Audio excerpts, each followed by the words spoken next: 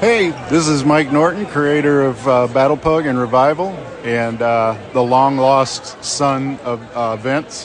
Where are you, Papa? I miss you. You're listening to 11 O'Clock Comics.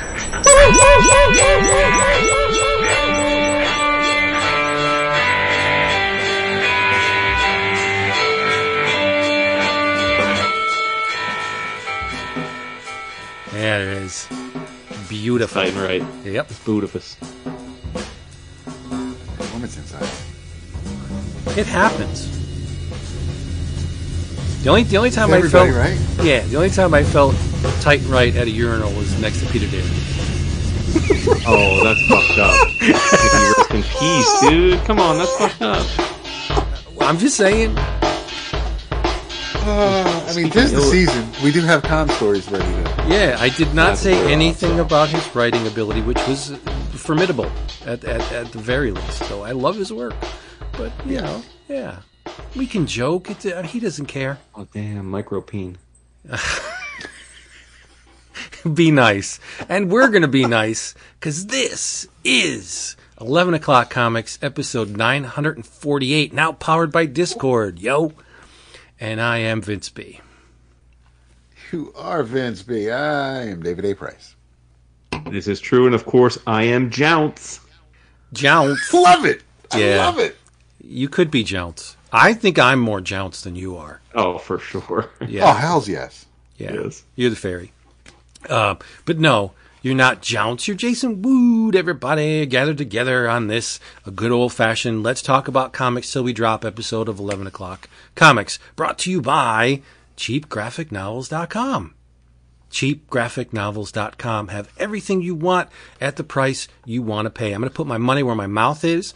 I have 2 boxes currently en route to me from CheapGraphicNovels.com, one of which will arrive Monday. You know what it is, Dap? Micronauts 2. No, I actually forgot to order that. I have to make that right. Oh, my God. I know, I'm stupid. So Actually, no, dude, yes. So when I was putting together the top 5 for the week, and I saw that 2 omnibuses were coming out, I'm like, well, I know 1 is on order, so I had to go to Cheap Graphic Novels, and I did not pre-order Micronauts Volume 2. So I did that, and then I went ahead and pre-ordered Volume 3 at the same time. But yes, I know exactly, because I think mine is coming Saturday. I hope the book you're talking about, Yes. mine is coming Saturday. It is the Superman Triangle Era Omnibus Volume 1. Ah, yes. Yep. I cannot wait to dive into that. Dap and I are going to roll on it. You're probably going to get about 3 words in that episode, but that's okay. Because we're talking about Keep my voice classic, tight, right?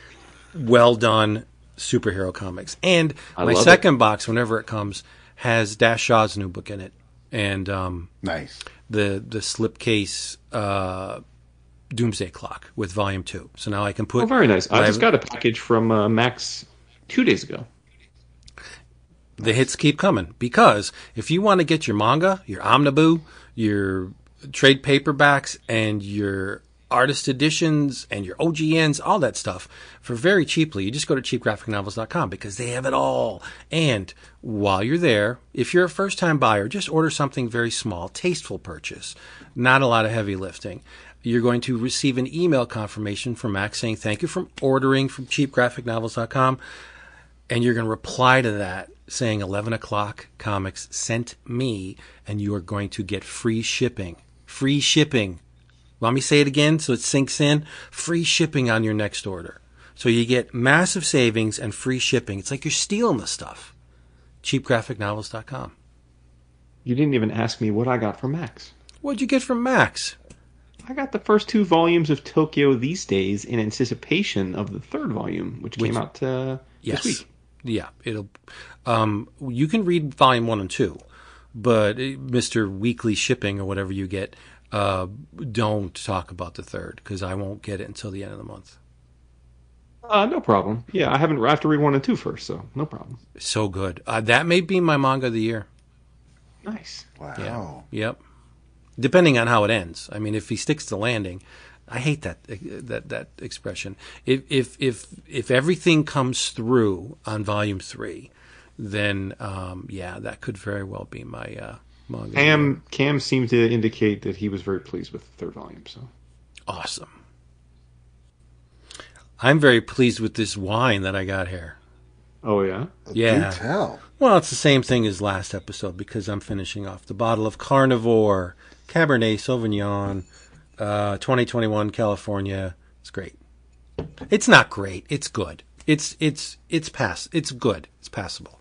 It's a good drinking wine. That didn't cost me a whole lot of money. Okay. Yeah, As long as you're happy. I was laughing when I said, "Yeah, the Maker's Mark's expensive." It was like $40-some, and you're like, "Okay." Uh-huh. Mm-hmm. Daddy Warbucks over here. You start treating me like Annie, I'll buy that shit. But you don't treat me like that. Fair enough. So what else do we have?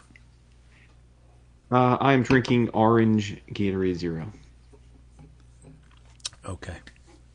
Orange. Now Is that Tastes like Tang. Tastes like Tang. I was just going to ask. Okay, yeah. Pootie Tang? Yeah, Renee and I were talking about Tang and Sunny, because Sunny D's always been super sweet. I like it because there's no burn, but it is way more sweet, and at least Tang, because it's a mix, you can manipulate the water to powder ratio. Mm. My stomach's been messing with me today. I decided to go the medicinal route, and I am enjoying some Michter's Kentucky Straight Rye, and occasionally sipping on some ginger ale. Nice.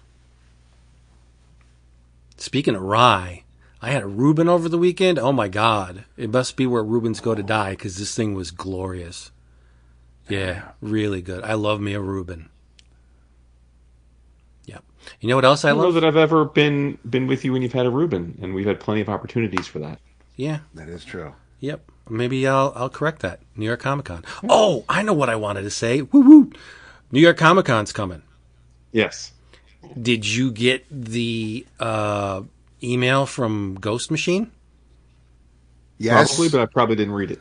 Oh my goodness. Yeah, I didn't post it in our Slack because I figured we all got it anyway. But yeah, I knew. Get this, Jason. The Ghost Machine presence at New York Comic Con 2024 is going to be massive. All of these people will be in attendance at the Ghost Machine booth. Brad Anderson, Gary Frank, Brian Hitch, Jeff Johns, Rob Lee, Lamont McGee, Francois Monopole, Ivan Heiss, Peter Snaberg, Peter J. Tomasi, and Maytal Schutt. What? We got to lock down some interviews. That's great. Well, you guys go do that while I'm doing the art hustle. Perfect. What? You don't want to talk to all these guys from Ghost Machine? Dude, this is an opportunity. You can always get art. I mean, none of those names you mentioned I'm not, like, dying to talk to, but, I mean, I'd be happy to talk to them. Dude, all right, low-key. You wouldn't geek out talking to Gary Frank? Means nothing to me. What? What has Gary Frank done that I care about? Bro, What hasn't Gary Frank done that you should care about? we just got them talking about Peter David and Hulk. Squadron Sure, I'm not Supreme, saying the Supergirl stuff. He's not like my guy, though. It's not like, I mean, Doomsday Clock. sure, it was good. How about the Superman and the Legion Peter story? David, Supergirl. Like, oh my yeah. God. Sure, that was very good. That's probably By the Wade. best thing you've said so far. Oh my Yeah, no, I mean, goodness. again, like, I'm not anti Gary Frank, but I'm not like, you act like New York Comic Con doesn't have giant, like, Image has 1,000 great creators we love up at the main hall every year, and we never go there because it's a fucking zoo. Dude, this is a Ghost Machine. Wait, was that Supergirl stuff, Frank? Or was it Kitson? I guess it was Kitson, but yeah. But no, you were in the zone. I'll allow it. But Gary Frank, oh my God, one of the best illustrators working today. Yeah. No shit. Word up. We get to talk to Hitch. I'd have to preface my What do you conversation. mean we? First of all, what do you mean we get to talk to them? Like they're gonna be at the booth, right? Like, I'd have to say, Mr. Hitch. Now I've shit mightily on you in the past, but I think your red coat's great. There was I enjoyed you when you were an Alan Davis clone in the beginning. Forget about the past dozen plus years, but Yes. right now you're great again. That Ultimate stuff, I find this dookie. fascinating because to my eye, the Redcoat Hitch is Hitch. Like it's the same Hitch that you guys have been besmirching Nah, for. nah, I don't think so. existence. Nope. No. Dap and I are aligned. All is well. Listen, I have liked some of Ghost Machine. You guys love Ghost Machine. Yes. I think my adoration of Ghost Machine is a little bit unhealthy at this point. I think so too. Yeah, I think because it's partially driven by the fact that you aren't getting any. You're not getting any satisfaction from the traditional big two offerings, so it's adjacent enough to that you're excited by it. this is but, very true. Very true. Yeah. Check, Did you read? Did you read High Street #1 yet? I started it. I haven't finished it. No. No, I didn't get it yet. How Oh, did you get it? We It's got it in available to we got us. it in the we got it in in the the review comps. In the comps. Oh no, I won't read it that way. No. Why? It's not. I have to read the Ghost. Or anything. I don't care. I have to read the Ghost Machine books Okay. physical because of the beautiful cardstock covers, and it's got weight and presence, and it's just it's a capsule. It's an entire. The next physical Ghost Machine issue I buy will be my first. Same. Well, ladies and gentlemen listening at home, proof positive that Jason Wood is not perfect. Dap just said same for has the a record flaw. under his breath. Yeah. Well, So maybe we know that Dap isn't perfect. Oh, we've always known that, but I'm waiting. I'm waiting for the collections on some of them. Yeah, I'll tell you, you. I'm kind of hoping that they're not hardcover because then I'm going to have to double dip. I was going to say, like, hardcover is the only way to go. I know, and I will, but I already bought the singles, and I will It's so continue. for as much disdain as I have for trying to get rid of all my single issues that I possess. Yeah. There are still some single issues I don't want to get rid of just because I the nostalgia. Yeah. Oh yeah. But there is not a single trade paperback in my comic room that I wouldn't want to get rid of in a second from now. Like, I have just absolutely no love for that form factor. Zero. So the Epic collections mean nothing to you. I have zero. I own zero Epic collections. Speaking of Epic collections, I know we so all three Micronauts omnibuses have been solicited and two of them have been published. But when I was going through CGN's site and to see if I missed anything, to see if, to make sure that there were only going to be three, because I was searching to see if there might be a fourth that would be coming soon. They are releasing next June or July the first volume Epic collection of the Micronauts. So for those of you who did not purchase the omnibus, you'll be able to get the Epic collection next year. Hopefully that'll be however many 6, 7 collections of that. But Yeah, I at least guess. you can get the paperback versions of them. I mean, for those who didn't get the omnibus, it's nice that the option will be coming. But it's kind of sad that the retail on an Epic collection these days is pretty much what you're going to pay for an omnibus discounted.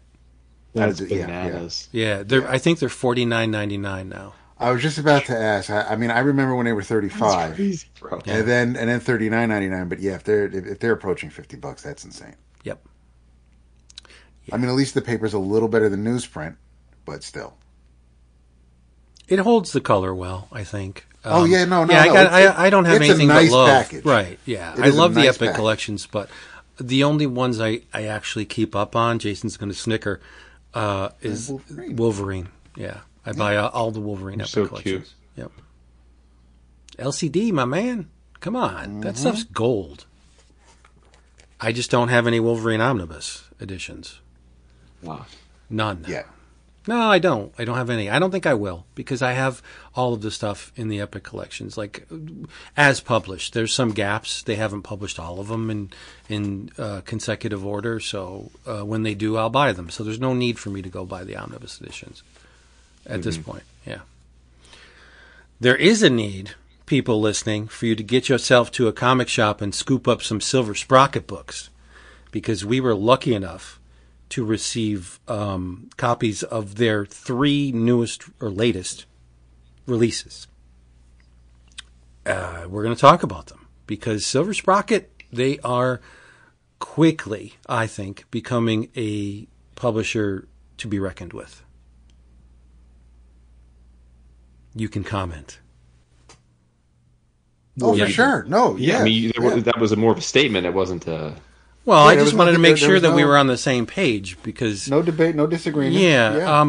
They have, I think, their confidence in their publications, to me, is visible. When you're going to kick in for spot varnish, debossing, what do you call the on the PeePee PooPoo, the title this time around has like lenticular or foil, like underlying. It's insane how much they put into the production of these books. Tipped in sticker sheets like that. It's just, that's a lot of work for on the production end. Like, for those of you who don't know, when you do spot varnish, I've said this before, but spot varnish requires another pass through the printer. So it adds money to the whole printing process. Debossing and embossing require another pass through the printer. A sticker sheet has to be printed separately, and it has to be printed on a very particular substrate, i.e. a sticker, and then it has to be cut, and then it has to be tipped in and stapled and bound with the rest of the book. This stuff is not cheap. And Silver Sprocket just seems to like, yeah, you get a sticker sheet with this, why not? And it's just, for an indie publisher to go this kind of distance on their books, one, makes me believe that they have the utmost confidence in the books, and two, they really care about the stuff they publish. Because it's eating into it's eating into the already thin bottom line. We're talking an indie publisher. They're not selling millions of copies of these things. And they just love to lavish. They roll out the red carpet for their creators, and I really appreciate that. I love that. And extending it beyond that, they also have top-notch marketing and PR. I mean, they provide all of us with physical comps, which, I mean, we don't get that from many publishers. There are very few publishers that provide us with physical comps anymore. And I don't really hold those publishers I don't hold a grudge against them, because it is expensive to. I don't know how many of us there are out there that are getting physical comps from them, but they made the process seamless. They we don't have to ever like ask. They always, we all get our packages, and it's like a little gift, and it's like, oh, great. So I agree, they're really well run. And I also think that I don't know if it's by design or not, but I feel like they're carving out a specific aesthetic to their to their approach, which we'll maybe get into. I think that I think they cornered the market. That is just that. Yeah, I don't know if that's the nature of like just their creative circle or their personal interests, or because they think it's a opportunity in the market that's not being fully realized. I don't know, or maybe it's all of those things. No, I think I think the LGBTQ plus, those voices need to be heard, and I think Silver Sprocket is the publisher to do it. Yeah. That said, what do you want to talk about? Which one? You pick. Well, let's just mention that. We'll mention the three that we got. We got PeePee PooPoo number 1, which is not really number 1, but it's theoretically this is issue number 1 by Carolyn Cash. We got The Night Never Ends, which is a trade paperback GN by Steve Thueson. Thueson, yeah. And then we got a nice square-bound hardcover graphic novel of Boy Island by Leo Fox, and that's the one whose one of the main characters is Jounce, who I introduced myself as this fine evening. Yes. And Starman's in Pokerot season, isn't he? I think that character, we've seen it before. I think you're right. Yeah. Or at least someone very similar. Yeah. Well, I mean, it's an aesthetic, right? Fox has that very idiosyncratic illustrating style. You instantly know their stuff. But Jason, pick. What do you want to talk about first? Well, not to bury the lead, but for me, Boy Island was the runaway star of the show for me. The other two were fine, but I don't know that I consider either of them very, very memorable. So let's talk about Boy Island. Yeah, I would have to agree with you. I thought Boy Island was the clear winner out of the three. And we're familiar with their work, with Leo's work. we received last year from Silver Sprocket Prokaryote season. Is that how you say it? It's not Pokerote? Prokaryote. Yeah. Prokaryote. Yeah. Mm-hmm. Not the first or the last time I'm going to pronounce something wrong. So yes, so this is the next work, and then did we ever get My Body Unspooling? I haven't read it. I have it, so we must have gotten it. Yeah. Okay. Yeah. Okay. With me, visuals are at least 60% of the battle, and I think Fox's drawing style is so compelling and so alien to me that I think it's just mesmerizing. I love the way they draw. This book was an absolute joy. I think the narrative's a bit heavy-handed, though. I do agree. Yeah, I'm an inhabitant of Girl Island, and I don't feel right there. So I want to go live on Boy Island. Okay. Yeah. I mean, I think it's a nice condensed way of illustrating that someone's not happy in their or with their gender, and they want to just move on over to the another side. That's great, but that was, it didn't bother me at all that it was so simplistic, because it actually has it feels like a book of I don't want to say the Bible, but it feels like a parable. It feels like the adventures of a character who is on a quest, encounters supernatural beings, and the ending, it comes to an ending. So it feels like you have these cosmic characters that are in charge of perversion and so-called balance and order. And then you get what amount to their progeny and an outsider convincing that maybe they were full of shit the whole time. Mm-hmm. Yeah, I thought it was wonderful. But again, it's a lot of it is in the drawing style. I think Fox is just masterful on the page. And it's not even simplistic. It's just the way they organize images and the backgrounds, and their flora and fauna are just like ridiculously alien to me. It's just, it's almost disturbing, but that's why I like it, because it's unsettling, it's weird, it's odd, and it's strange. And if you could convince me to keep plowing through a story where I don't have a horse in the race, I don't like. I guess I do, because I have a child that's not happy with their gender. Right. So it informed me on a level that they at this present time aren't willing to do or can do, right? So I get it, I think, and I'm more optimistic and open in their plight or their quest. So yeah, I mean, it was a learning experience, it was an entertaining experience, and it was an aesthetic enrapturement for me, because I really love Leo Fox's art. Yeah, are you going to? I'm sorry. No, go ahead. John, please. Were you going to offer to them to read? Yeah, I think Mia would really love this. Yeah, I gave her I gave them Chromatic Fantasy, and they really liked it. Oh, okay. Yeah. But I think this one's going to click more. Mm-hmm. I think you're right. I think, I know I enjoy the eclectic variety that Silver Sprocket offers.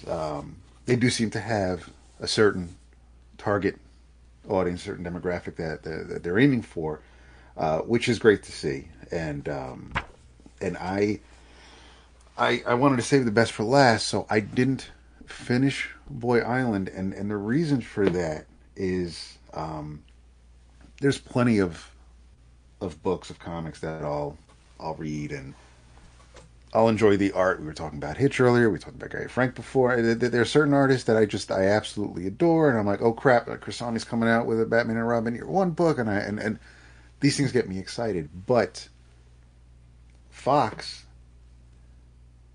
he made me uncomfortable in a good way. This is not. This isn't an easy. But I'm not just going to breeze through this. This is not a.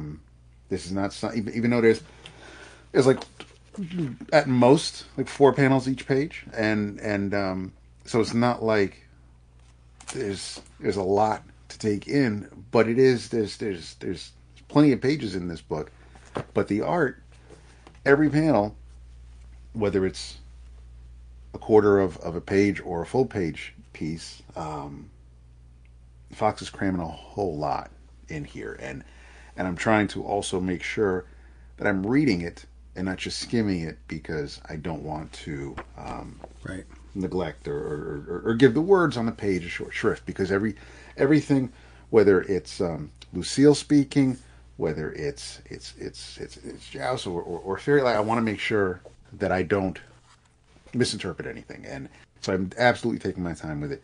It is it's an absolutely mesmerizing book. It is the best of the three. I mean, we got an anthology and we got a horror comedy, but this one actually, this one it's a I'm not going to speak fully. I don't know if it's a labor of love. It feels like it. There's a message here, and and well, Leo is transmasculine.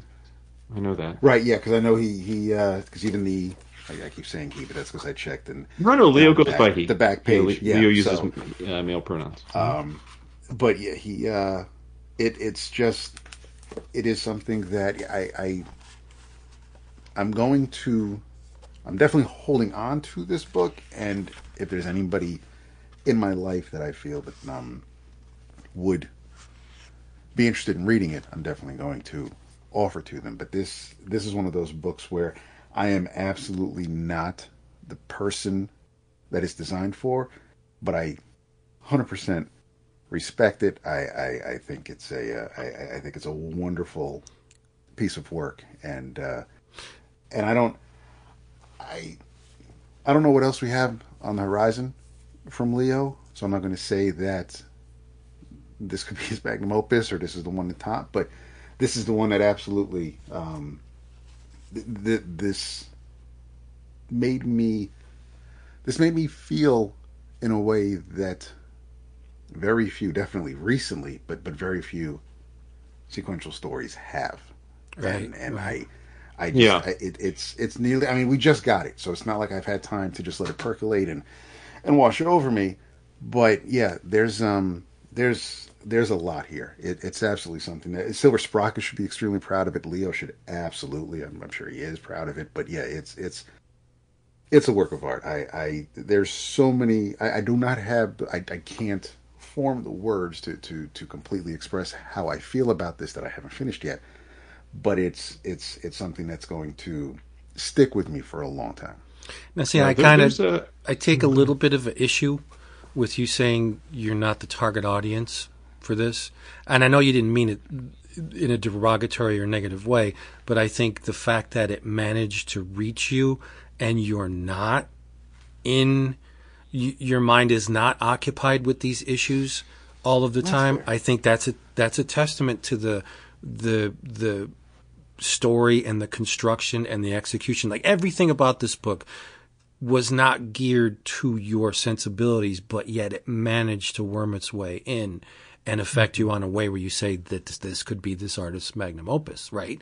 So I think that's the whole point of Silver Sprocket, is that if they were preaching to the choir and it's like, let's target LGBTQ plus, and I'm sorry if I'm leaving out any other letters in there, people, then you have this insular community of readers that are all cheering each other on. I think the whole point of Silver Sprocket is to reach you and me and all of the blokes and blokettes out there that aren't consumed with this stuff 24/7, right?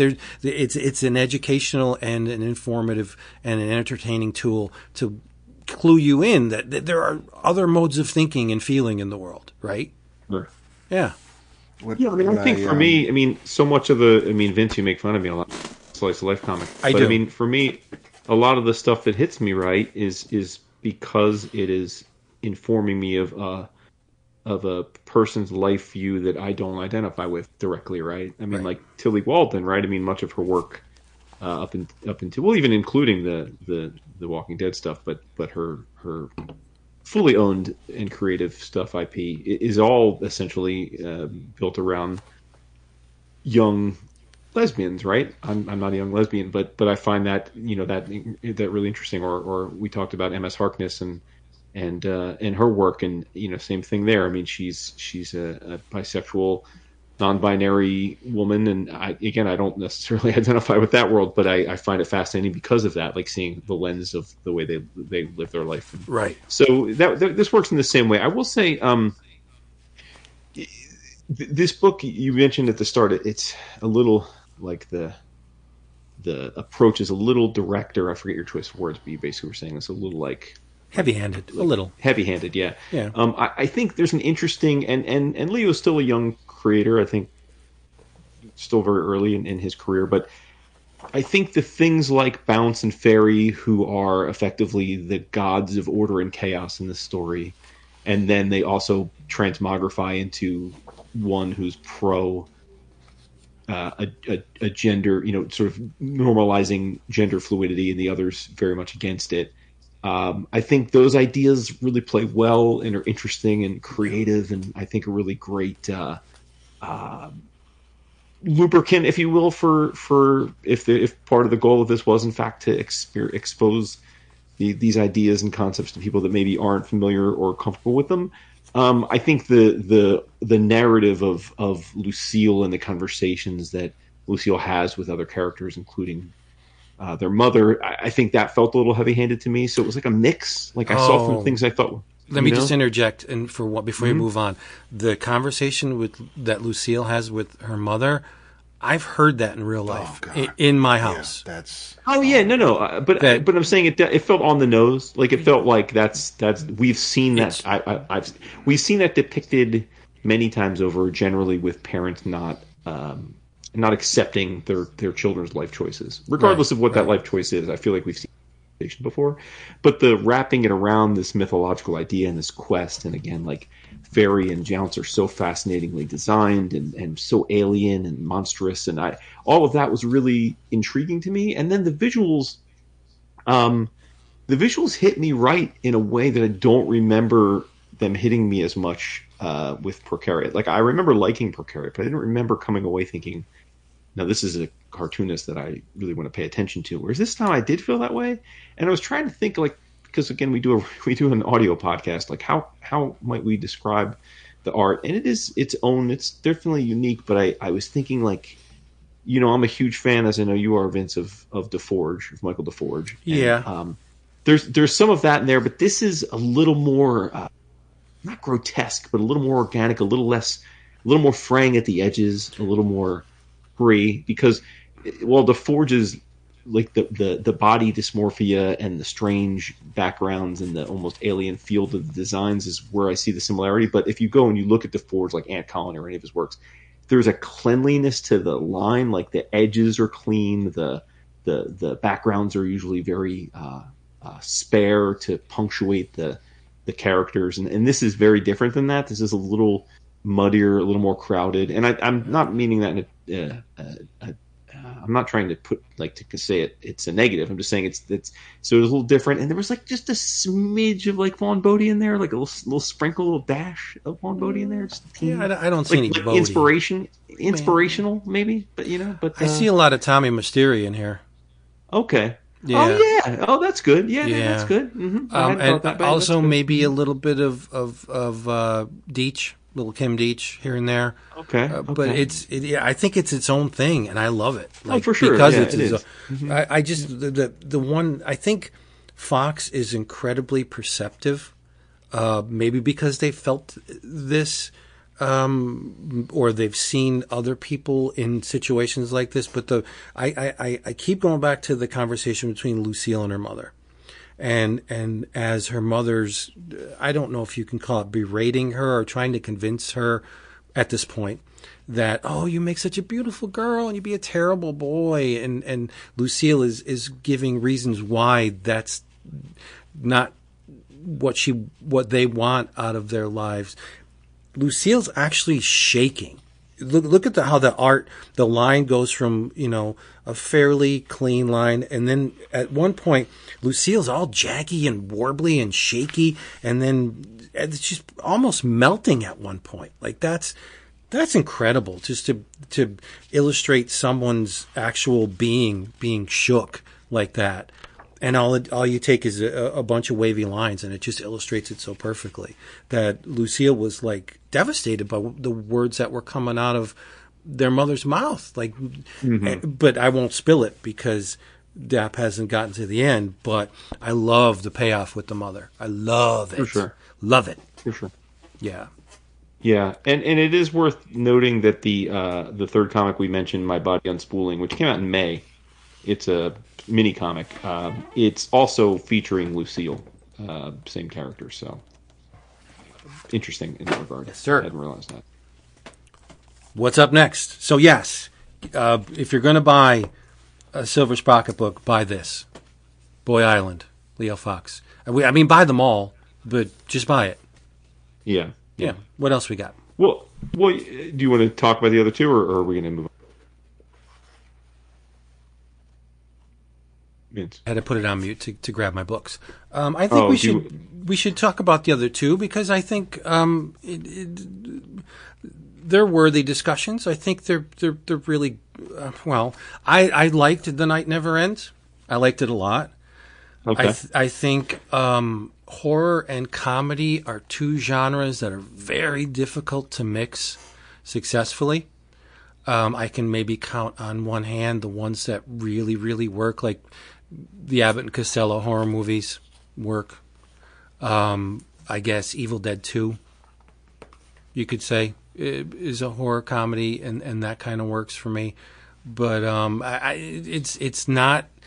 it's difficult to pull off when on one panel you have somebody with their throat being slit open graphically, and then you have on the next page a bunch of friends just cutting each other up. So I think it takes some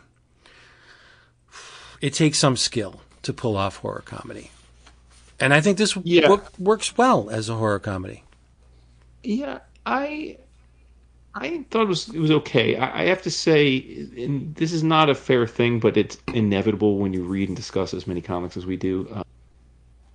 I never try and compare something I'm reading to something else, but it's just how my mind works, right? I'm always trying to sort of connect things. And as I read this, I just, and I almost feel bad to say it, I just thought like, well, Kyle Starks would do it a lot better.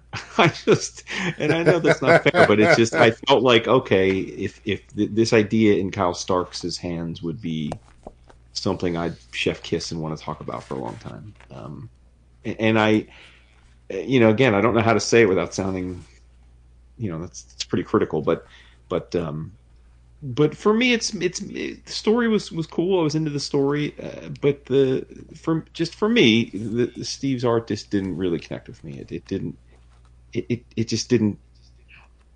And when I say his art, I don't just mean the line, the choice of illustrative style, but also and you get this a lot with smaller press or self-made books. That I thought the word balloons and the fonts and the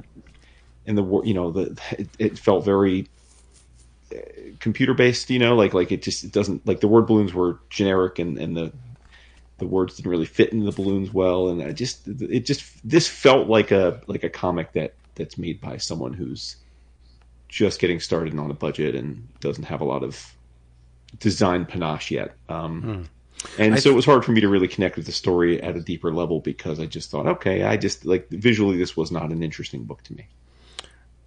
To specifically the typeface, I think there's a bit too much leading between the lines, but other than that, I didn't have a problem with the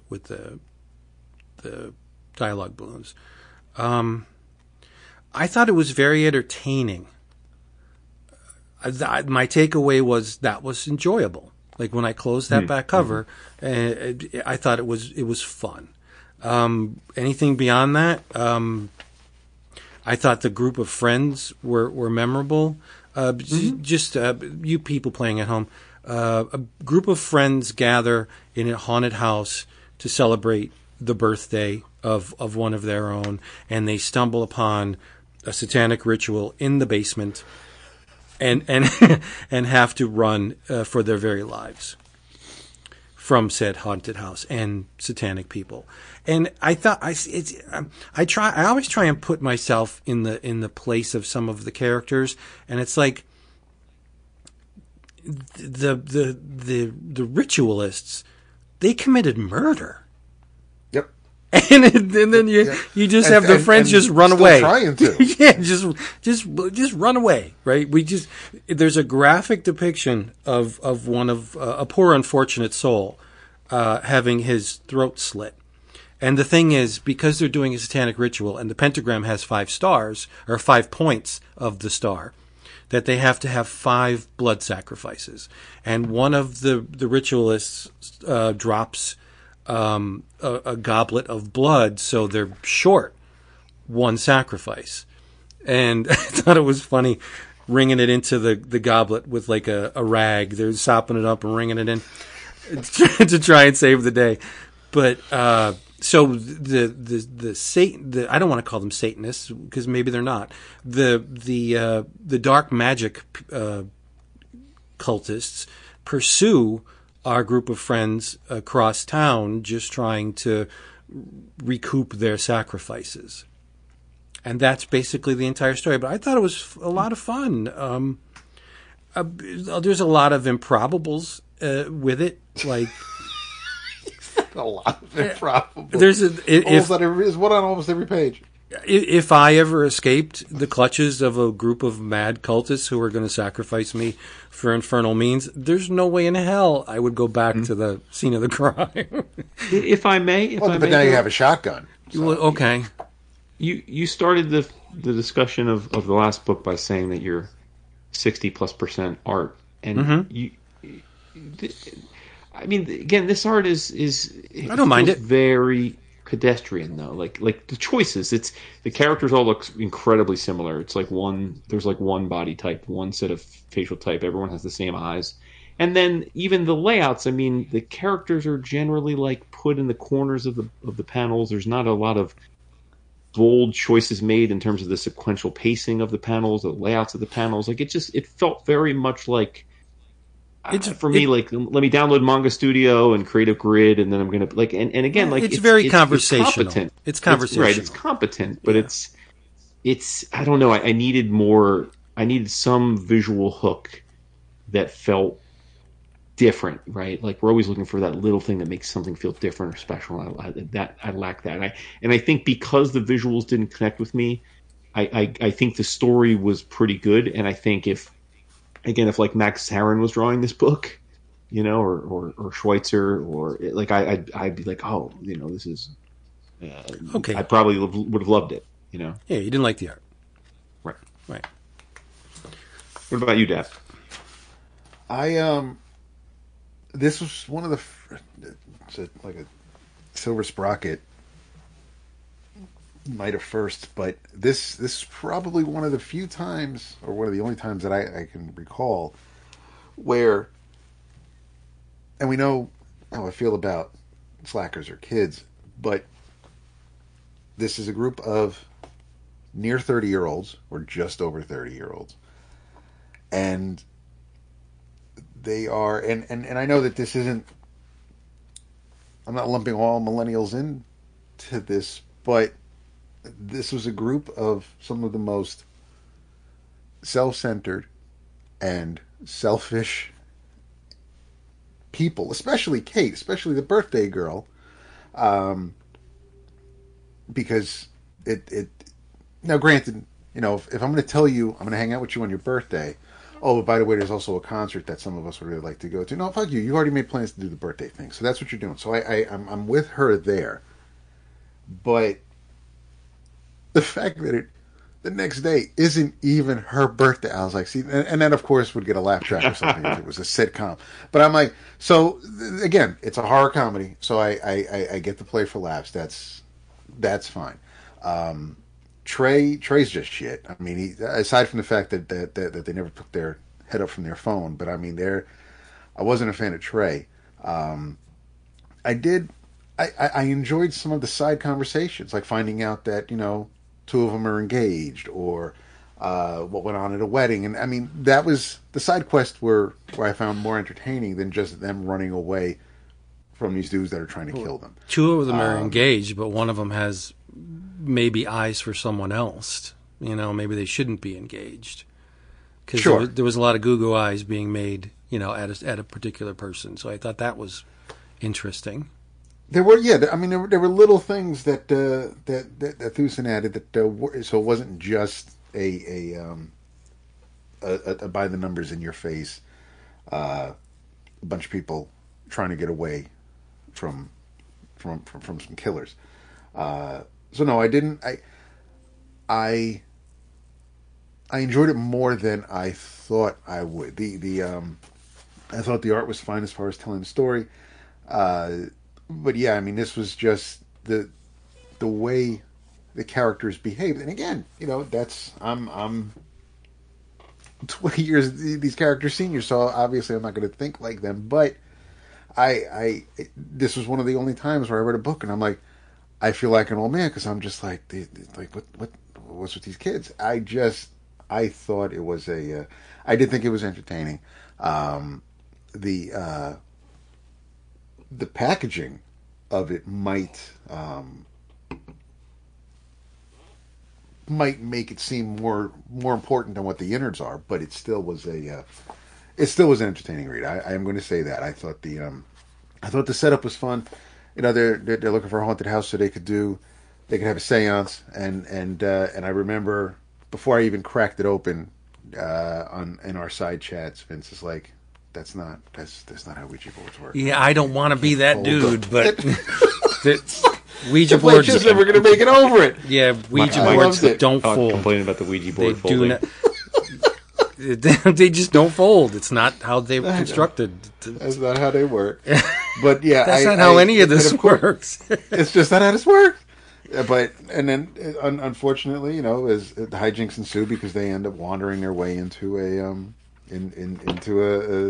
sacrificial ritual, and yeah, it took me a second. By the time I got to the end, when everybody's caught, I was like, wait, there's always only been 5 of them. Who the hell's the 6th person? And I remembered what happened earlier in the book and how people escaped. So it was neat to see it all kind of like wrap up. It's a self-contained story, and it's fun in that regard. But yeah, I don't think I was looking at the back and see what else Steve has done.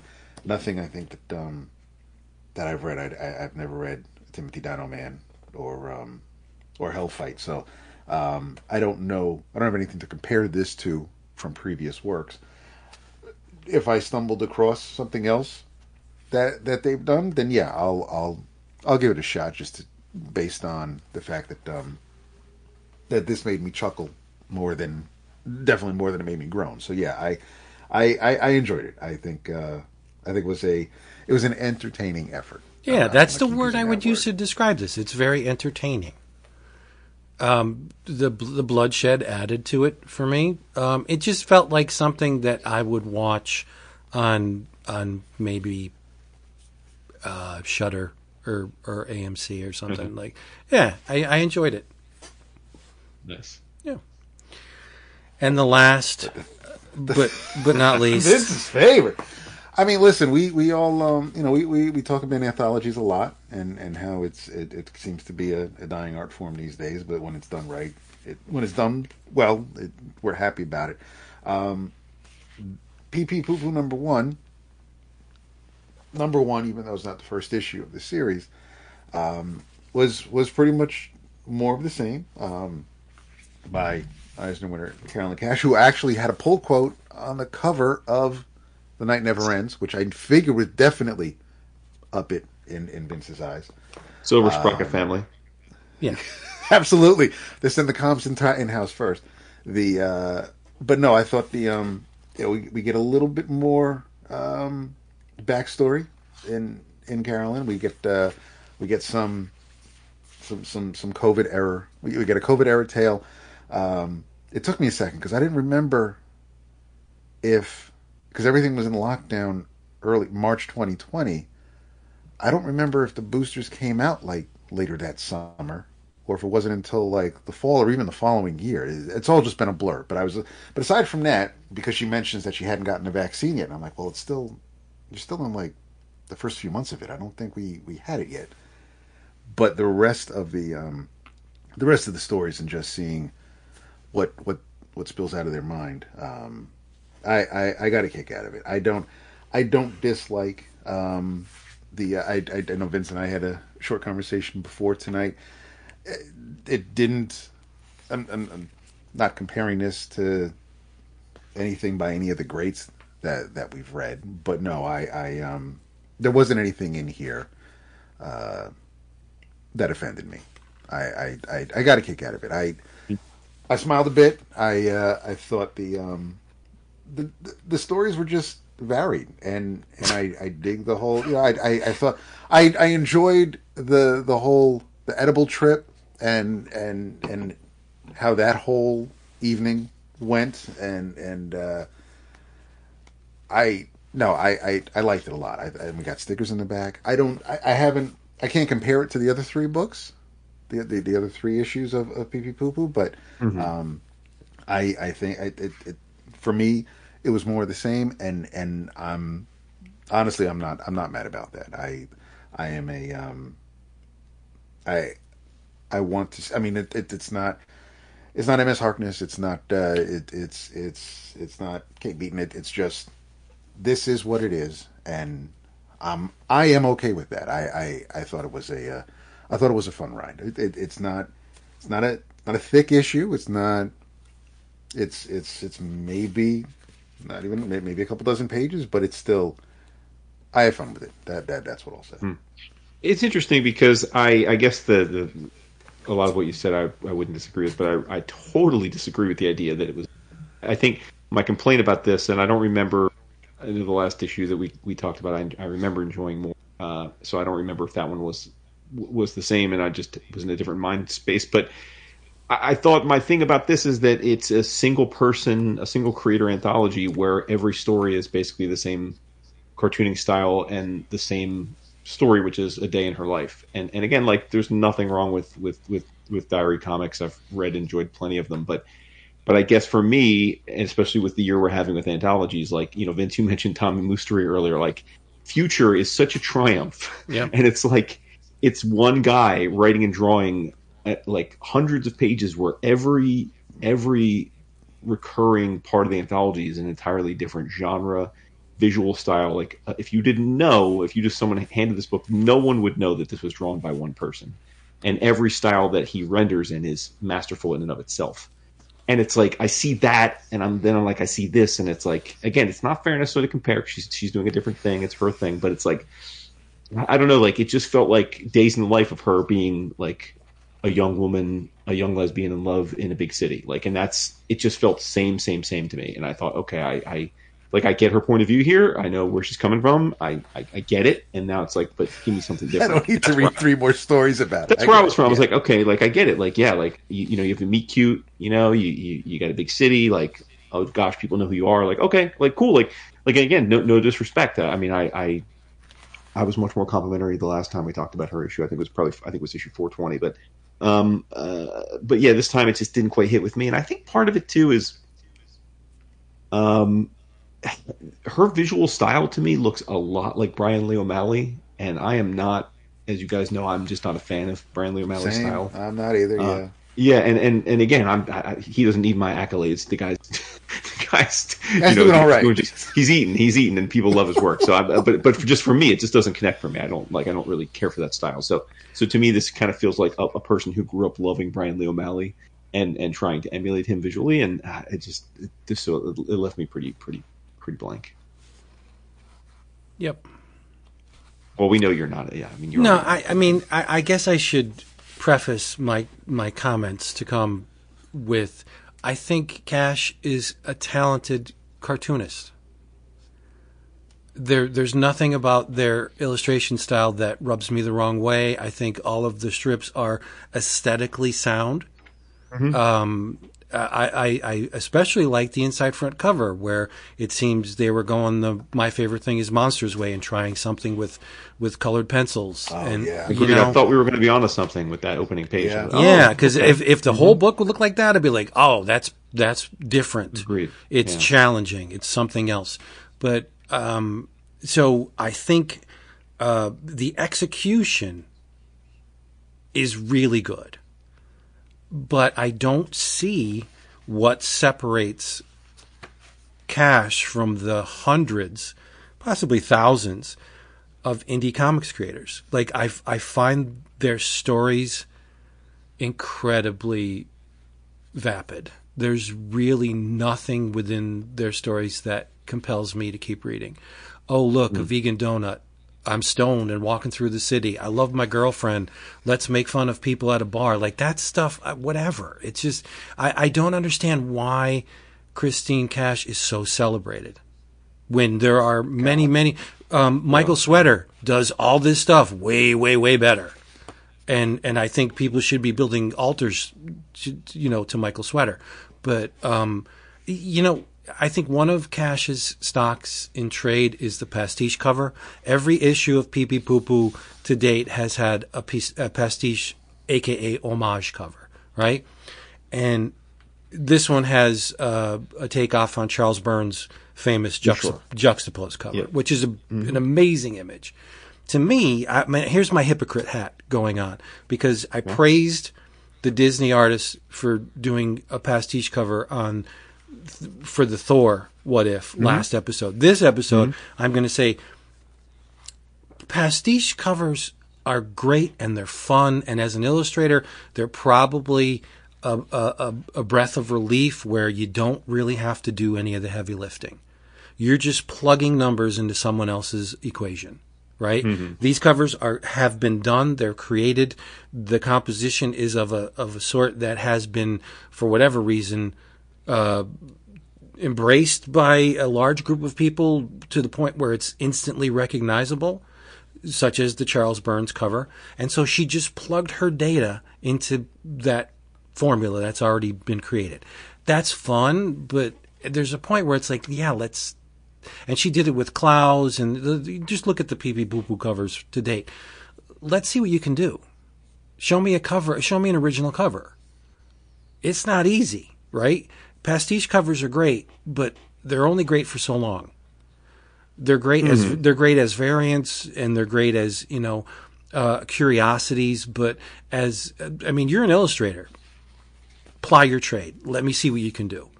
Sure. Again, it all comes down to the narrative content of her work. The visuals, again, I have zero problem with them. I think they're borderline great, but there are other artists out there that are borderline great or great. So if you're going to compel me to keep buying and reading your books, give me something within the narrative that I can take away. Like you getting high and wandering around the city is not going to do it. Right. And openly, warts and all, taking pot shots at yourself, like you're very vain and you're egocentric. That's wonderful. So's Crumb, like whatever. I don't see how the story part of the content is worthy of. And I've read all of the PeePee PooPoos to date. I don't see where her storytelling ability plays into her being elevated as this cause célèbre of indie creators. Like I just don't get it. I don't understand it. Are you a fan of Chester Brown, or does he fit into this too? I love Chester Brown. Yeah, but even his stuff is cringe, but there's always some hook within his stuff. Right. Like the one thing that I didn't like about, or I didn't buy into with Chester Brown was the whole Bible, Jehovah, that kind of stuff. Like when he was basically doing books of the Bible and shit. Like I can't. If it's not a book of the Bible, this is a test. It's proof positive that I didn't read it, because as soon as he deviated from Ed the Happy Clown and paying for it and all the stuff that I found fascinating about him, and he started doing straight historical investigations into Bible and or Jehovah, all that crap. I was just like, no, I don't want this. This is I don't need, this is not compelling to me at all. But the cartooning was still there, so I never discounted Brown whole cloth. This is kind of something like that, where the visuals are I think they're on a very, very firm foundation. I like the way Cash draws, but I'm at a loss about the stories. I just don't care. I don't get it. It is a fine line, because I agree with a lot of what you're saying about Cash's work, and yet I consider myself an unimpeachable fan of that type of comic that you were describing as something that doesn't interest you. Like when it's and I was trying to think like, well, why, like what makes some versions of it really gripping to me and others not, and it is a fine line, because I don't know that I can really articulate it must be this, but it loses me if it's this. It's just sometimes it grips me and sometimes it doesn't. You know? Like, and I shouldn't have to do this, but I'm not a hater of female cartoonists. I think Linda Berry is one of the best cartoonists ever, right? Yeah, for sure. But Barry creates stories that are both visually and narratively compelling, right? And the same with that's the thing. I think Julie it's the Doucette. Like, I me. love that stuff. Yeah, but exactly. I was going to say Doucette's great, and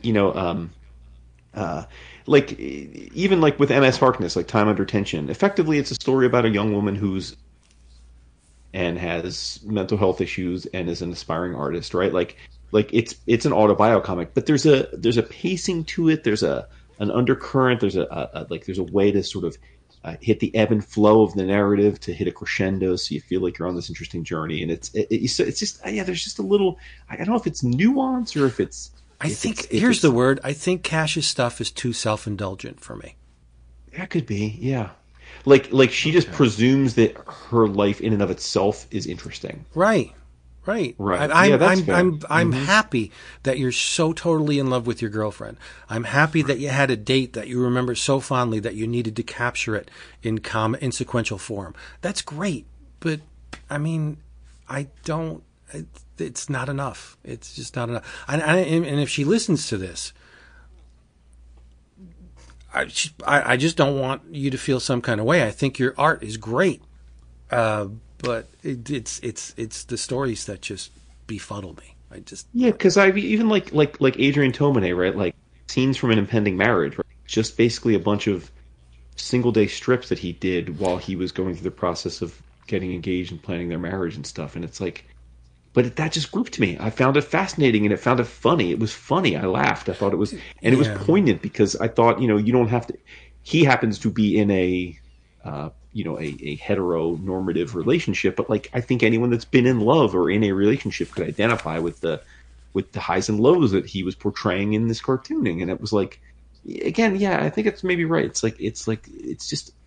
almost like a 10-degree change in where the light is shining onto the perspective, right? If you just take it a little bit more away from yourself and more about the other things going on around you, maybe it would be that's the missing link. Yeah. The one strip that I was like, okay, baby, we're on an upswing, was Femme and Butch, because it's there's an analytical air to it where she's examining not only herself but the whole the thought processes that go with identifying as such, and do we have a right to be pissed off by labels when we use them all the time? Like that was something. But this is a pastiche, because it springboards off Alison Bechdel's Butch and Femme. So it's like, show me some stuff you do on your own. And that's unfair. That's not fair at all to say that, because all this is on her own. But it's just like, I don't want to see pastiches. I don't want to see callbacks to other work. Tell me a story with this great art, and I'll be totally in. I don't want. It's not useless. There's an audience for this, but, of course, sure. Yeah, I mean, like Dap said, she won. She's eaten. She won the Eisner for best anthology. She's good. She's fun. But that one strip where she moves to Philly and she's like, "Oh, I didn't think the Philly indie comic scene was so Philly robust scene would know. because they identified, they knew you. Like That was what got me. That's where your point about her being. I thought, so wait a minute. So you're like, you moved there for anonymity, but then theoretically, like, cab drivers are recognizing you. Like, really, dude? Like, come on. Like I was like, come on. Like, listen, no disrespect. Again, you've won an Eisner. People care about your comics. We spent 20 minutes talking. So, but like, come on, son. Like, you're getting into a cab in Philly, and they're like, oh, are you an indie comics creator? Somebody's like, I mean, come on, draining his vein. He's like, hey, do you make comics? Like, what? That's why ridiculous. is she? Why are they even in under that? no circumstances would that have happened, right? But who knows? That's maybe them having a conversation like, oh, I just moved to Philly. Oh, what do you do? Oh, I'm a writer. Oh, what do you comic? You know what I mean? Like, that's yeah. I was like, oh, come on now. I was like, come on, son. I was doing the Ed Lover. I'm like, With the sign, did you have the sign up or no? I had the sign. I Nice. yeah.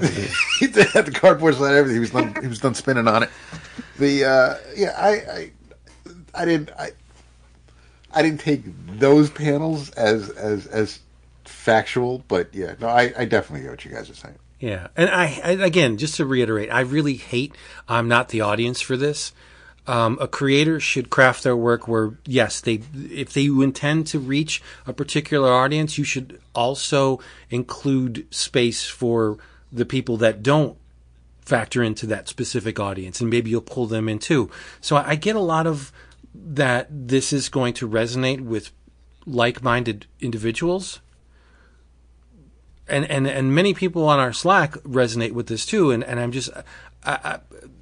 I was actually feeling like, okay, I took a breather and I thought maybe this is a me thing. Maybe it's just that I'm so whatever that I can't bring myself to relate to this kind of thinking and acting. And it's like, no, I don't think that's it at all. I just think the stories are just they're too. There's really nothing to. There's no hook. I would hope that people that are listening, I would hope what they take away from the last half hour is that we're not going to connect with everything. And I think that part of the conversation here is that Silver Sprocket, we do genuinely appreciate their overall output. We do appreciate the fact that they do provide us with stuff to read. And there is I wouldn't say obligation, but it does feel appropriate to give their work that they're kind enough to send us physical copies. I think they're special, though. Sometime. No, and I agree. But what I'm saying is I hope people come away with this understanding that, like, even when we don't necessarily like something, it's not for us. I think this conversation, I hope as people listen back to it, it's clear that we put in the work. We didn't just, we're like, this was trash, it's not for me. Right? This was I think, we do read these things, think about them, and really do put some thought into why they don't connect with us when they don't. Right. It's not just this is not my thing, or this is terrible. Like, we're never going to be that. We're never just going to be like, now listen, occasionally are we spilling tea in the Slack about a comic, particularly like a Big Two comic, where we're just feeling it. Yeah. Like, sure. I mean, we can be petty. Listen, we're human beings. We can be petty. Low hanging fruit, though. Yeah. Right. When we do the show, especially when we're dealing with stuff that isn't big corporate comics, which, again, no shade. I mean, we've talked about a million of them and enjoyed them, but it's just, I hope this comes through. Even if we don't like something, we're giving it our all. We really are looking at it. Yeah. I don't dislike PeePee PooPoo at all. There's no disdain, distaste. I just, again, as a visual package, it's super solid. I just wish it was a complete package where I can get into the stories as well. I'm not going to buy a book where the art's kicking and compelling and the stories just aren't there. It's a two-way street, and all these are worth your time. Oh, for sure. And I know it's probably weird after I was just ragging on a bunch of fictional characters from The Night Never Ends and talking about someone who's an actual real person who's about the same age as those characters. But no, I think listening to you guys and mulling it over in my head, I think it's because Cash reminds me of people I know, and that might help with the connection for me. And I'm not making excuses for anybody else, but there is something about the work, about her, that I'm just, I don't know if drawn to is the right word, but I do appreciate the work on the page. Yeah, I would really like So to that meet her someday, just to Yeah. get some kind of an insight as to what is going through her head when she's making these stories. Like, am I missing a crucial component of these things? Is it more than a vegan donut? You know, that tastes is there like an poop? inside joke with it? Is there Is something? it like Fireside? But if it's an inside joke, who's getting it? Who's getting it? Is vegan? Like I said, it is a fascinating dichotomy, though, because like the book of the year last year, quote unquote, right, was Roaming, right, by What the was it? Tamakis. And Roaming by Okay. the Tamakis. And again, this is I have long been a fan of the Tamakis cousins, especially when they do books together. I've praised all of them prior to that. I did not care for Roaming. I didn't like it, and yet it was, you know, it was one of the it books. It won all the awards. It was on all the list. People were raving about it, and I was like, how could I not like this? Because again, this isn't creators. I really do connect with these creators generally, and it is it's a story of three young girls on a trip to New York City, and it's like it just felt very slight to me, right? Like whereas then I look at a book like or the books that like Axel Lenoir, you know, Dapsboo, his Bay. And much of her work is slice of life of her being a young lesbian in love and first loves and stuff. But there's a lore to that. And I think part of it's visual, but part of it is also that it's funny, and, you know, humor's so subjective, but for me, it's stuff that makes me laugh. And so but there is a fine line, because I think if you were to line up a list of all these things, there's a lot of similarities to a lot of the works that do or do not connect with us, but it's just sometimes it does, sometimes it doesn't. Sometimes it is what it is. Right. And I had a little bit of fear coming into this episode that I would be viewed as the heterosexual hater, right? That I just didn't. No, I'm just saying. Because if, you know, there's well, you're racist, but you're not sexist. And you're an asshole. Yeah, so. I know you can't wait to talk about this new Storm book, so. That's not going to get read. I had to force myself to read Dazzler, and I'm like, yeah, that kind of sucked, but whatever. No, there's a modicum of fear that when you don't feel the same things that a large group of your peers are feeling, that maybe it's a problem of the self and not anything contained within the work. But I struggle with this because I really want to understand. I want to know what makes these artists tick and why they do the things that they do. Because I'm an artist as well, and I would just love to know what in the creative process compelled you to do a 2-page strip on a vegan donut that has very little payoff. It tastes like poop. So you expended time and energy on 2 pages drawing this thing. And I'm thinking, is vegan donut, is it a metaphor for something that she's railing against by calling it poop, or so I'm trying to plug in get the synapses flowing, and then maybe it's just maybe it is just a pipe. Mm-hmm. Right? Here's the thing. I think we've talked a long time about this, and I think at the end of the saying something my kids often say, it's not that deep. Sometimes things just don't connect, because I would argue that the way you just described it, the vegan donut, I could say, but you adore Milk and Cheese, which is an absolute, I can't stand that book, because to me that's all it is. It's just jokes like that, and I'm like, why is that funny? But it works for you. And again, I'm not saying you're right, or I'm wrong and you're right.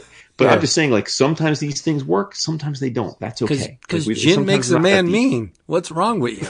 But my point is, it's not that deep. It just didn't connect with you. That's okay. You don't have to defend it. Dairy products gone bad. That tagline is genius. It's fucking genius. I mean, if you wanted to talk shit about fire cakes or something, then we'd be. That's a different story. Then we'd have personal. Exactly. Yeah. Right. Because those Tahitian vanilla donuts I still dream about. So I mean. Seriously. Can we maybe reach out to our people at Silver Sprocket and get Carolyn on here, because I want to pick her brain? Well, as soon as tomorrow morning, once the after the episode has been posted, and we don't get messages in the Slack about it not showing up in people's catchers, and we know it's all good. I'm going to send. So weird. It is. It boggles my mind.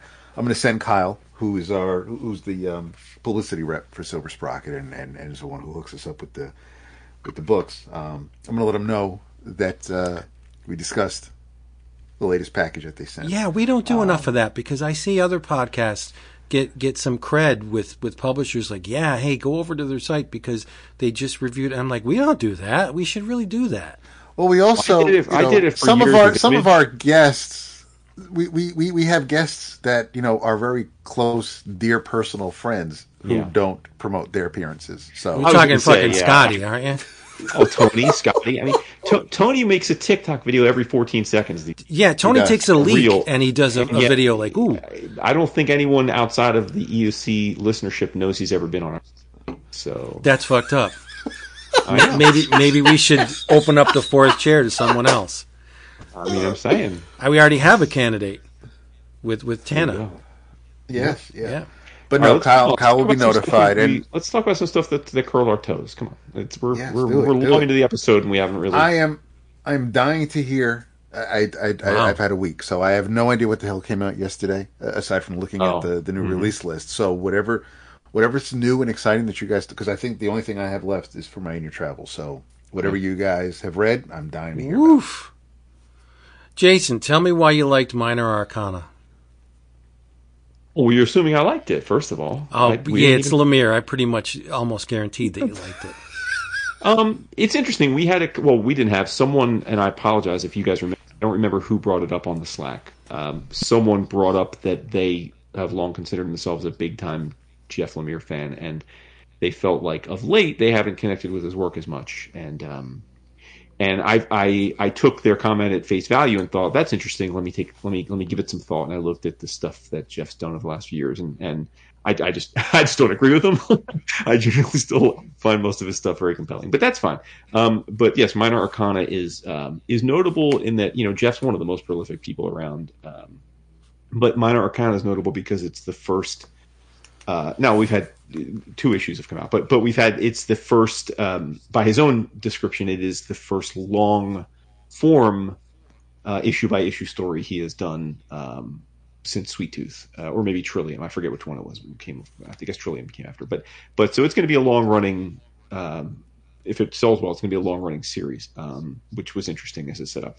The premise is there are, I think, with any writer, especially one that you read the bulk of their work, and there's plenty of those for us, I think you do inherently over time pick up some tropes isn't the right word, but like they have tendencies, right? And this book starts off with a woman who's probably, I'm guessing she's in her 30s. I would be, it's difficult with Jeff's cartooning style to discern like clear age, but I'm guessing based on her life, so probably in her 30s.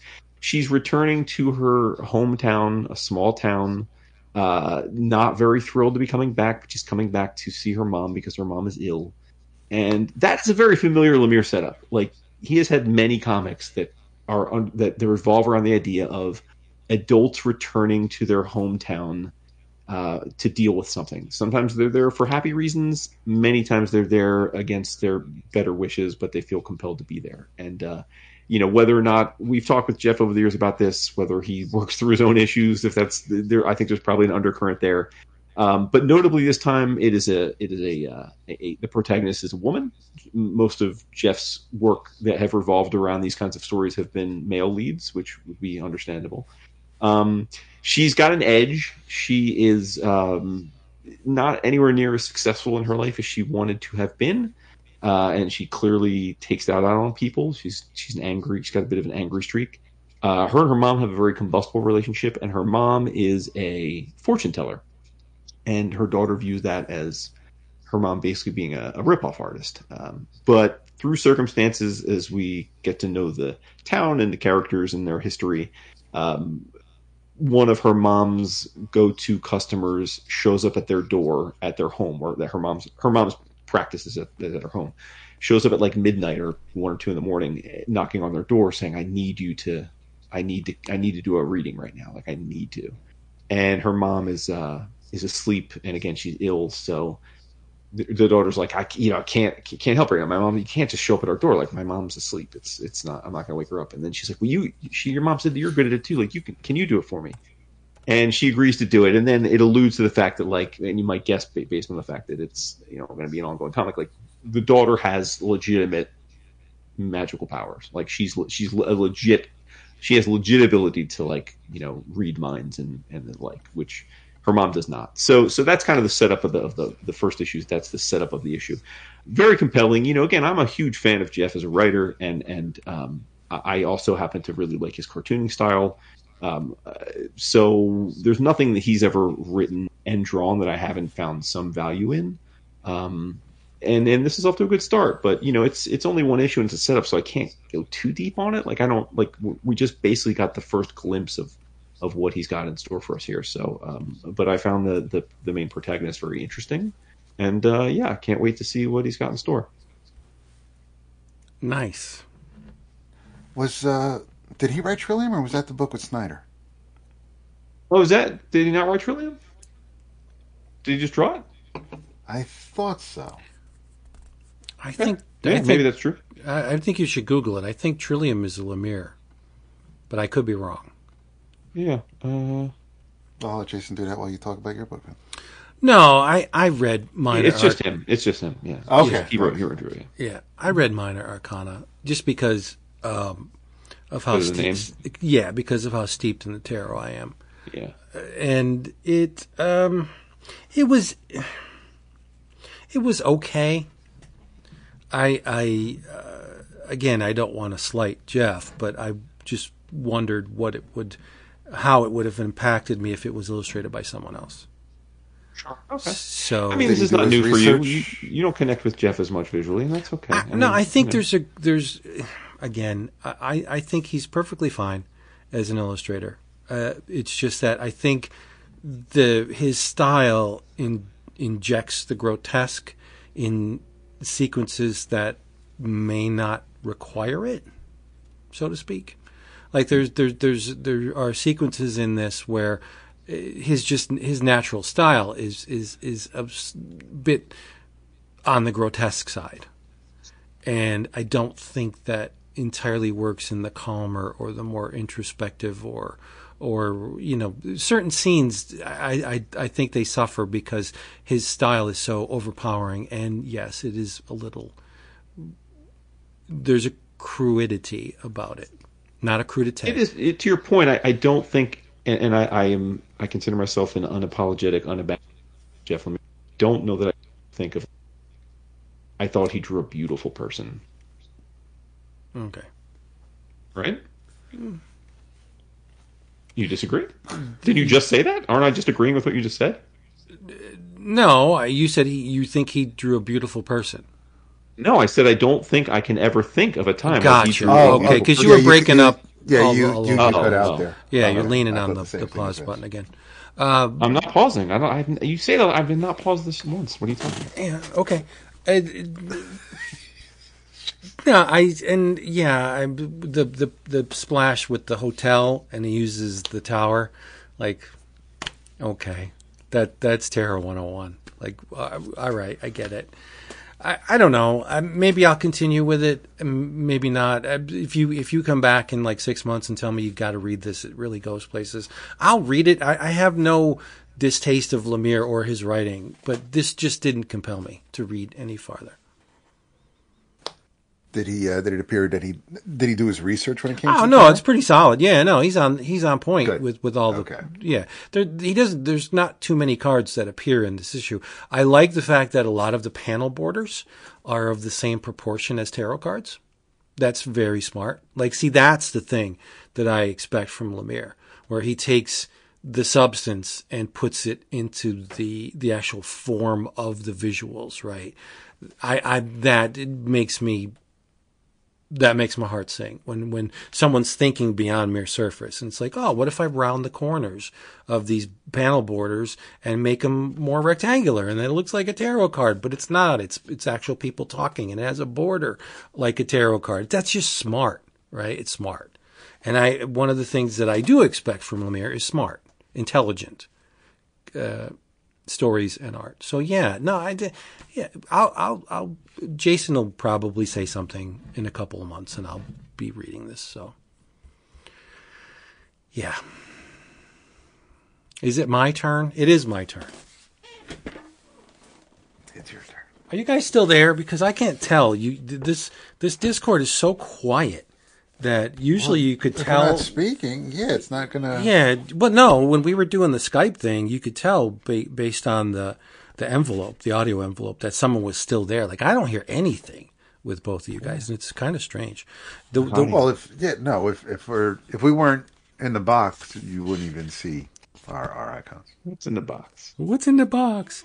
This was my In Your Travels last week, and again, I really don't want to get too far into the plot, because if you haven't read any of this series, me talking about the mechanics of this universe is going to be like, what the hell's he talking about? You really need to start from the beginning with Q Hayashida's Die Dark, because it is one of the most inventive comics on the available today. Her illustration style is absolutely gorgeous, and it is so splotchy and gritty and rugged and inelegant that it's amazing. That because there's a character in here that will occasionally seg into a beautiful girl. The character's name is Shimada Death. And normally they're very grotesque. They have 6 eyes and like spikes coming out of their face where their mouth should be, and spikes for ears, and a long shit-covered, tattered robe. But occasionally this character will shift to a beautiful young girl, and it's very odd because it's shoujo style when they shift, with the big eyes and the tiny nose and the little perfect mouth, and it's just very, very, very strange when they pull it off on the page. And but again, it's unpredictable to the point where even when you do know the inner workings of this universe and you're familiar with the characters and you're on board with the narrative, like, we have to go here to do this, and you're thinking, okay, I better buckle up because Hayashida is in control and I have no idea what's going to happen. You can try and predict where this story is going to go, but there's no way to do it because it is that unhinged and unpredictable. One of the things beyond the mere narrative that I love is that at very odd and unpredictable intervals, the ship is called Moja. It's a skull-face pig ship that is powered by an AI, and sometimes, well, a lot of times, the ship will spout forth a little avatar type thing where it's a smaller encapsulation of the giant ship, but it still has the same personality and stuff as the big ship. And at really strange points in the story, Moja will just exclaim, "Yay!" like in relation to what's going on the page. Like, it's like, okay, we have to go here and do this. And the thing will just go, "Yay!" It's so happy and it's so overjoyed. And I'm like, that's me when I read this book. Every panel's like, "Yay!" I love it so much. It's gruesome. It's very, very grotesque. The currency is bones. Bones can get you stuff. And Zaha Sanko, whose bones, if you procure one of Zaha Sanko's bones, any wish you may have will be granted. So, needless to say, there's a lot of people after Zaha Sanko. But he collects bones. He has this scythe, and all he has to do is like basically touch you with it, and your skin will melt off, and your bones will be displayed. And they collect the bones because he takes the bones. It's like a video game. He takes the bones to a person and he can buy upgrades he could buy upgrades to his weapons and his armament and his Paggy, his dark Paggy, Avakian, who really, really hates Shimada Death. And I'm kind of getting behind the Paggy Avakian because there's a point in these, I read volume 6 and 7. There's a point in the story where somehow, due to extreme duress, Shimada Death and Zaha Sanko are put into a garbage disposal unit. And the garbage disposal is powered by the energy of a small sun. And Shimada's like, well, not really affected either way. But Sanko's feeling something really, he's in distress. So Shimada just coats him with their body. And they combine at one point in the story to either, you can call it Zaha Death or Shimada Sanko, whatever you want to call it. These two characters combine. And they're facing the adversaries and they're ripping through them. They're really tearing through the ranks of all these people. But Shimada Death has a taste for souls. Whenever something dies, the soul extricates itself from the corporeal form, and it looks like a chicken leg with a skull head. And it floats up, and Shimada Death eats this stuff, just chews on souls like a big old chicken leg. So at one point in the story, there's a giant soul that's lifting up towards the heavens, and they separate from Zaha Sanko in order to eat. And that's when Sanko, he's pushed to the brink of death because Shimada just doesn't care. She's just eating up there. Don't bother me. I'm eating. And shit's going down in the battle. And he's in some really rough spots. And she just would not pull herself away until she was finished eating that soul. And it's just, wow, maybe Avakian is correct. But, I mean, I really, this is one of the books where there's no elevator pitch for this book. You can't do it in one or two sentences. It's just strange as hell. The four members of the cast are called the Four Little Shits. It's Sanko and his pack, Avakian, and Shimada Death, and Hajime Damimaru, who can't die. The dude cannot die, but he's put through disturbing deaths, like constantly. And he just comes back to life. He's like, oh, there he is. Damimaru's back. And he likes to be called not by his name, but a nickname. And I'll let you read that in the book. But it's really, really, really good. It's ridiculously compelling, but it's unlike any other comic you'll read. It's Hayashida's other work, you've probably seen it on Netflix. Well, one of their other works is Dorohedoro. This is unlike Dorohedoro in every aspect. Like I don't think that they have a storytelling niche. Like, you know how Stephen King has a bunch of stuff, and there's a lot of stuff that's centered around Maine because that's his universe.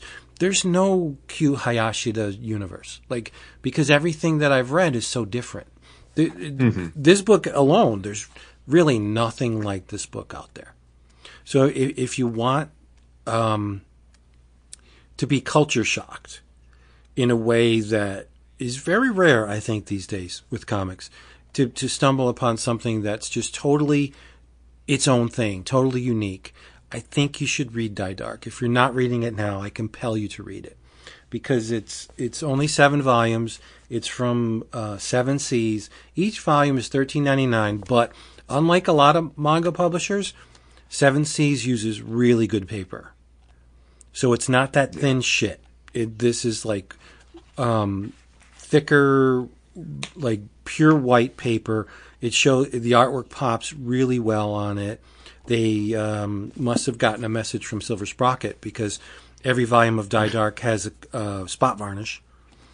It's just wonderful. It's an amazing comic that you won't find anywhere else than between its covers. It's perfect. So good. I love it. Thank you. And there's culinary stuff in it too. Ooh. Yeah, but not as you would expect. No, because Sanko loves his name in school was called Meatball Spaghetti because he makes this thing called a meat switch, which is a sandwich but it's spaghetti and meatballs in a sandwich. And at various points in the narrative, he'll just be hungry and he'll make something. And Hayashida will devote 20 pages to him just making this thing. So if you're a foodie, you might like this because it's in that vein, although it's stuff that you would never be able to eat because you couldn't get the stuff. Maybe a meat switch. I think maybe you can make that. I'm sure you can make that, but there are other things in here that you're not going to be able to make because it's just so they're weird. But yes, Die Dark. It's awesome. Love it. I'm kind of butthurt that either of you aren't reading it. I mean, it's just another one of those things that feels overwhelming to jump in at this point. And I don't know how many volumes it'll eventually be. But you know what? Yeah, that's the thing. In this case, I really don't care. There could be 100 of them, and I would be along for each and every one of them. Right. Yeah. What else we got? There's been 7 volumes so far, right? Yeah. And they come out at a regular clip too. There's no waiting around between volumes or waiting for it to be published in Japan. I don't know how it works, but there seems to be a nice cushion that they have with these 7 Seas volumes where it's coming out at regular intervals. Mm-hmm. Yeah. No cushion for the pushing. No. There you go. Wow. Let's check the clock on the wall. See what we got.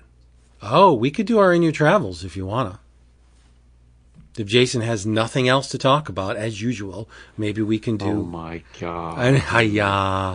How about... There's so much to talk about. I got another 87.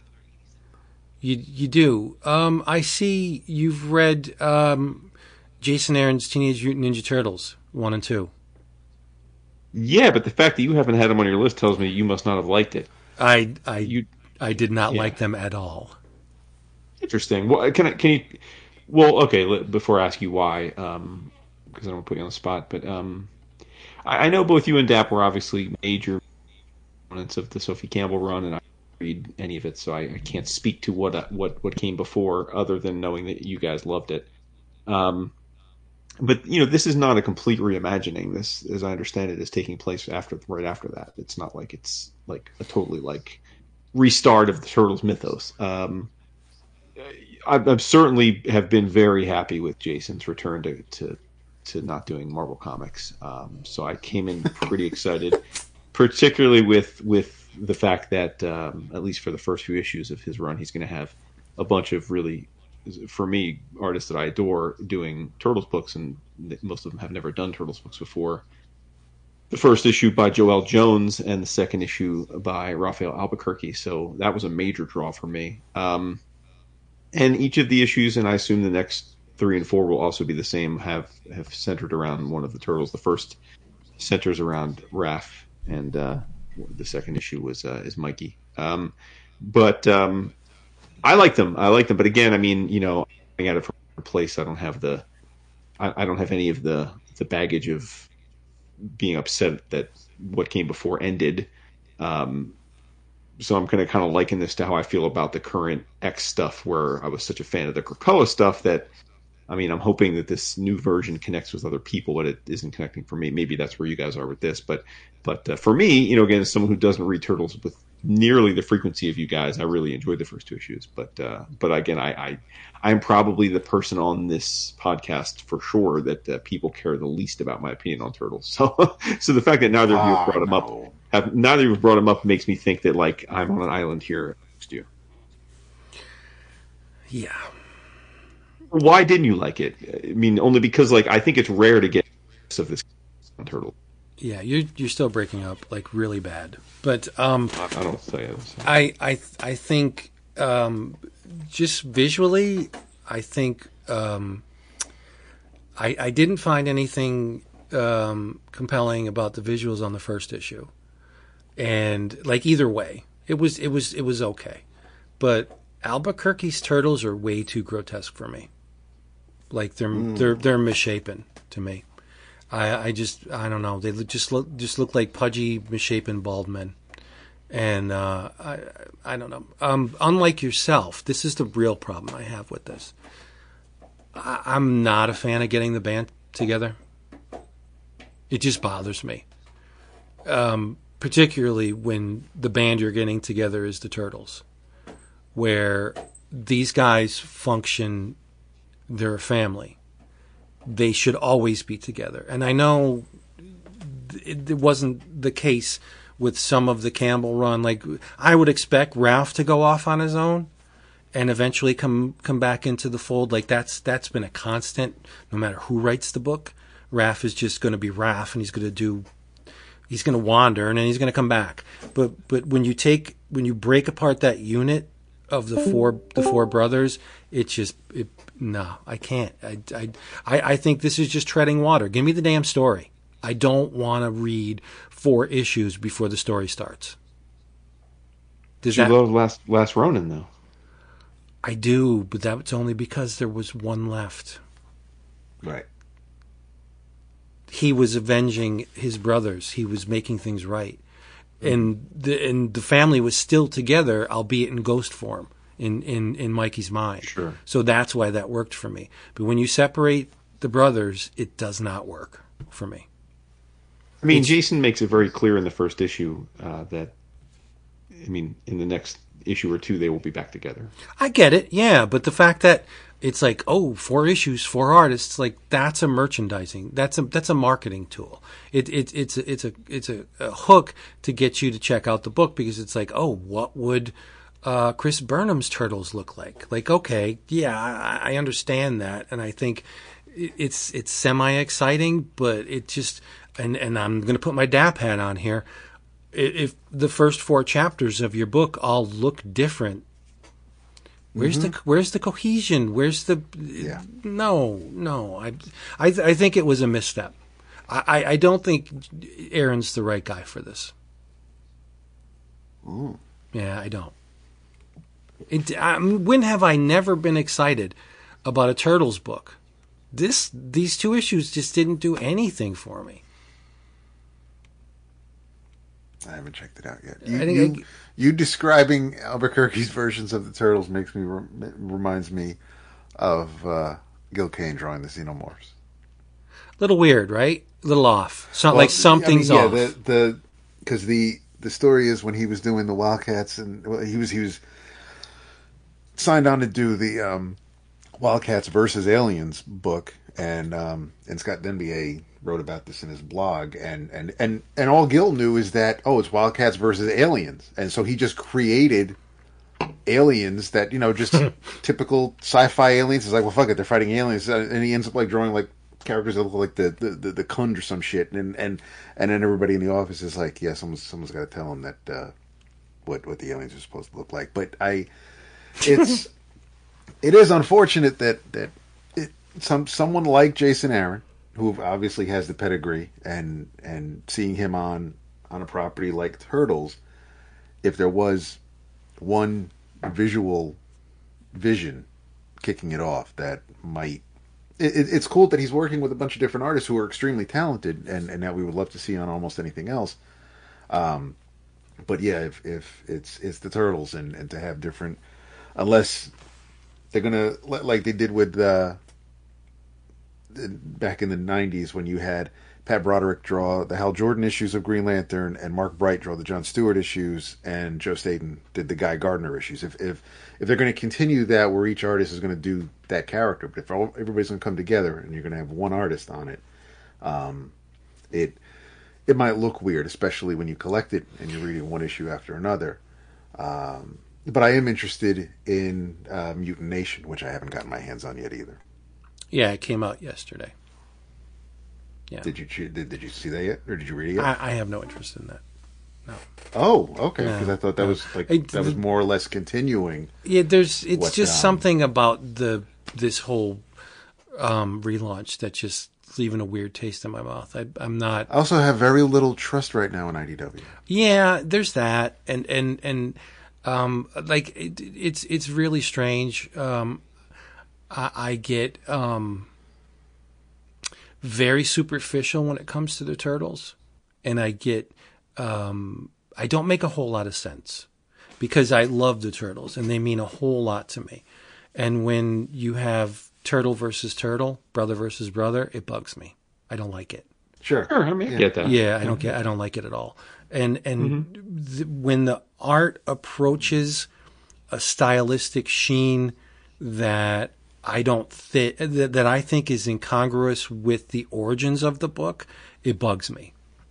Like coming up on Eastman and Laird, that gritty, blocky, somewhat grotesque style that they both had. Even Jim Lawson's style is a little off, a little strange. To bring it to Raphael Albuquerque, who is slick as hell, it doesn't work for me. Like, we'll say, I mean, I will concede this. And again, I'm not turtles aren't a sacred cow for me, right? Like they are for you. But I will say that neither Joel Jones nor Raphael Albuquerque drawing the turtles appealed to me in the way that Joel Jones and Raphael Albuquerque generally appeal to me. If that makes sense. Right. Their turtles are weird. They're off. Joel felt like a fish out of water in the opening issue visually, I think. Yeah. I mean, I love her visuals, but it did seem strange to me. Like it felt labored to me, like she was uncomfortable because Joelle has basically drawn one thing in her career: beautiful women, right? Like that's generally what she draws: beautiful people, and she's amazing at it. Like I think she's incredible at her normal approach, and this is not that. And I'm not sure it felt like if you had given me this issue without credits, I wouldn't have known it was Joel Jones. Yeah. Damn. Yeah, and it's not badly drawn. It's just not good turtles, right? Wachter had his hands in the dirt, in the soil, right? Dave could get expressive and organic and earthy, and I don't find any of that here. Even the Campbell stuff, when Sophie was drawing the book, yes, it was stylistically, there was a cutesiness to it, but I think it worked for the book. I don't think the visuals work here. I really don't. And I'm not discounting it. I'm hoping people find something within these titles that they love, because I would like to see the Turtles continue forever. Like, who wouldn't? But this just isn't working for me. It's not bad. I'm not making a value judgment on anything. Right. But much like the X books, you'll continue to keep an eye on this, right? Oh, sure. So for example, if 6 issues from now the band's back together, they're back doing turtley shit together as a group, you might be like, you know what? I don't like the way that they got this whole thing started, but I'm right now, right? Like, I think the wisest choice in all of the artists to do the 4 issues is Burnham, because I think Burnham is the closest to the Eastman and Laird aesthetic of the 4. I mean, he's nowhere near Eastman and Laird, but at least his stuff has a more indie edge to it. Then, I mean, he's drawn Batman, so how indie can he be at this point? But I think he has there's an oddity to Burnham's art that I think would work really well with the Turtles, where the 2 artists to date I just don't think are ringing that bell. Sure, I get that. Yeah, I mean, it is what it is. Whatever. Thanks, Mike. Yeah. In your travels, right? Sir. Okay. Hey, everybody. We really, really hope you will stop on over to cheapgraphicnovels.com. Why? Why would we hope that? Well, because number one, we love you, and we also want you to get a lot of book for not a whole lot of money. OGNs, trade paperbacks, manga, epic collections, omnibus editions, like everything is discounted heavily at cheapgraphicnovels.com. Also, please check out our Patreon page, patreon.com/11o'clockcomics. There's fun stuff happening there. Did you know that you can also listen to us on YouTube? Supposedly YouTube is this burgeoning place where you can get podcasts. A lot of podcasts have made the transition to YouTube, and we are one of them. As soon as an episode hits the feed, you'll find it on, well, not as soon, maybe a couple minutes later, but it eventually comes to YouTube, and you can do whatever you do when you do 11 o'clock comics the same way on YouTube. It's great. So check us out on YouTube. Leave us a review whenever and wherever you listen to this thing, because we love you and it's important. And in your travels, I would like you to read a book that, to call this book sporadically published is an understatement. It feels like there were months, maybe even years between issues. And there's only been 3 to date. Yeah, it's come out very infrequently. I don't know what the reason is. I can guess. It is one of the only movie to comic, call it an extrapolation, call it a semi-adaptation, a movie in another media. It's one of the only ones that I think outclasses the original in every conceivable way. Now, I have to couch my statements in the fact that I think Ralph Bakshi is a hack and his movies suck. So for this comic to be creatively more compelling to me than a Ralph Bakshi movie isn't a stretch, but it is. It's from Dynamite. It's called Fire and Ice. The 3rd issue came out. It is written by Bill Willingham. But this is why I want you to check this book out. It is sumptuously, beautifully, elegantly illustrated by Leonardo Manco. It is absolutely a feast for the eyes. It's gorgeous. I remember you talking about the first issue. You told me the 3rd issue just came out? Holy shit. Yeah, it's taken... August 2023 was the first issue. It's been some time. Yeah. But, I mean, the visuals are just absolutely jaw-dropping. Manco, it was so good to see Leonardo Manco back, but to have, it's like a tease at this point, where you'll get an issue and then months and months and months and months will go by, and then you'll get another issue. But, man, is it worth the wait? This art is absolutely spectacular. I think it's some of the best art in Manco's career, and that's really saying something. Like, I know Frank Frazetta was the inspiration for Fire and Ice, just like Von Bodie was the inspiration for Wizard. So with Bakshi, you got to put quotes around inspiration. One person calls inspiration, another person calls plagiarism, right? But this Leonardo Manco's work does Frank Frazetta proud. And it's not... Yeah, I'm looking at it now. It's pretty stunning. It's amazing. It is, yeah. It has no business being in a Dynamite book. Right. Seriously. Jesus. And it's not even... It's in... If you're talking heroic proportions and fantasy elements, then yes, I guess it's in the vein of Frank Frazetta, but Manco doesn't approach visualizing like Frazetta did. But his women are gorgeous. I guess he does. His men are just... handsome and just massively proportioned. There's dinosaurs and flying reptiles and magic and wizardry. It's amazing. Check out Fire and Ice from Dynamite. Yeah, if you just want to screw your jaw back in because it hit the floor because of the visuals, then check out Fire and Ice. It's just, man, is it beautiful. Nice. Yeah. Circling back to the reviews for a second. James, we received and read your review over on Spotify. And there are things in the works regarding rereading older runs. Not necessarily anything you suggested just yet, but as Vince alluded to earlier in the episode, you can be prepared to listen to some good stuff soon. In your travels, this was something I picked up at Heroes this year. And it was weird, and I didn't know what to expect, other than Vince suggesting I leave Heroes with it.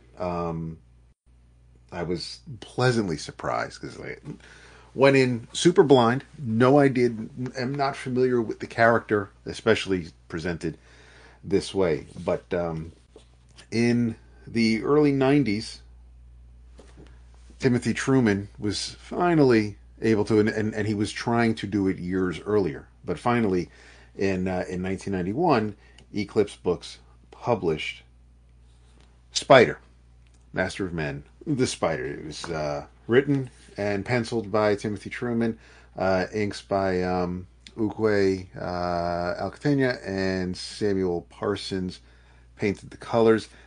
It's not necessarily it's more or less an alternate reality universe in the sense that the story is set in the 90s. However, the Spider is a pulp character from the 30s. So Truman approached this series as if somebody in the 1930s writing about what the future in the 1990s would be like. And the Spider is a violent vigilante in similar to the Shadow, maybe a bit more violent than the Shadow, but these 3 issues, prestige format. The Spider's alter ego is Richard Wentworth, who is runs a publishing or multimedia company, and he has his faithful servant or Man Friday, Ram Singh, who he met when he was fighting the war in India against the French, and Ram, who had basically everything was destroyed in this war. So he came back to the States with Wentworth, and he plays his butler, his manservant, his chauffeur. But he is extremely talented as far as ways to wield weapons and self-defense. And Wentworth has a partner. He's got we'll call her a girlfriend. Her name is Nia, and she is aware of Wentworth's alter ego. And because one night after a particularly bad altercation with the police, he goes to her home, and she basically mends him up. There's the person who raised him after his parents were killed is Dr. Brownlee, and he basically lives in an iron lung because he was attacked in his lab, beaten to near death, bones broken, unable to, the lungs punctured. So he's in an iron lung, but this iron lung actually just looks like a giant robot, but an awkward looking robot, similar to the big metal machine that we saw in JMS's The 12. But the big bad, and it's weird because after reading or before reading the books from Silver Sprocket, which of course are topical and of this era and situations that people are dealing with, what's weird about this book from the 90s is the Spider, as he unravels this mystery, the person behind it is a U.S. senator. And the U.S. senator, we find out, is a white supremacist, but he is doing the bidding of in this timeline, a still alive Adolf Hitler, who apparently never committed suicide. I don't know how bad World War II may have gotten, but when he is revealed, the Spider recognizes his face finally after a few moments, and he says, "Yeah, well, people tend to forget those who were failures," and I guess he went into hiding, and either they thought he was dead or he was just never going to resurface. But between the senator and the Fuhrer, they're going to basically, there's an airplane coming into the airport that is filled with Jews and art, and they're going to have the plane crash, and of course steal all the valuables that survive the crash. Spider has to thwart this plan, and it ends how you would expect it to end. There are a couple other characters like Captain Kidd, who basically is a woman with an eye patch, who has very pirate-like tendencies. It's a bit weird, and it was out there. I'm glad Truman got to tell the story he wanted to tell, because he was after these characters for a while. The people who owned the rights for the character,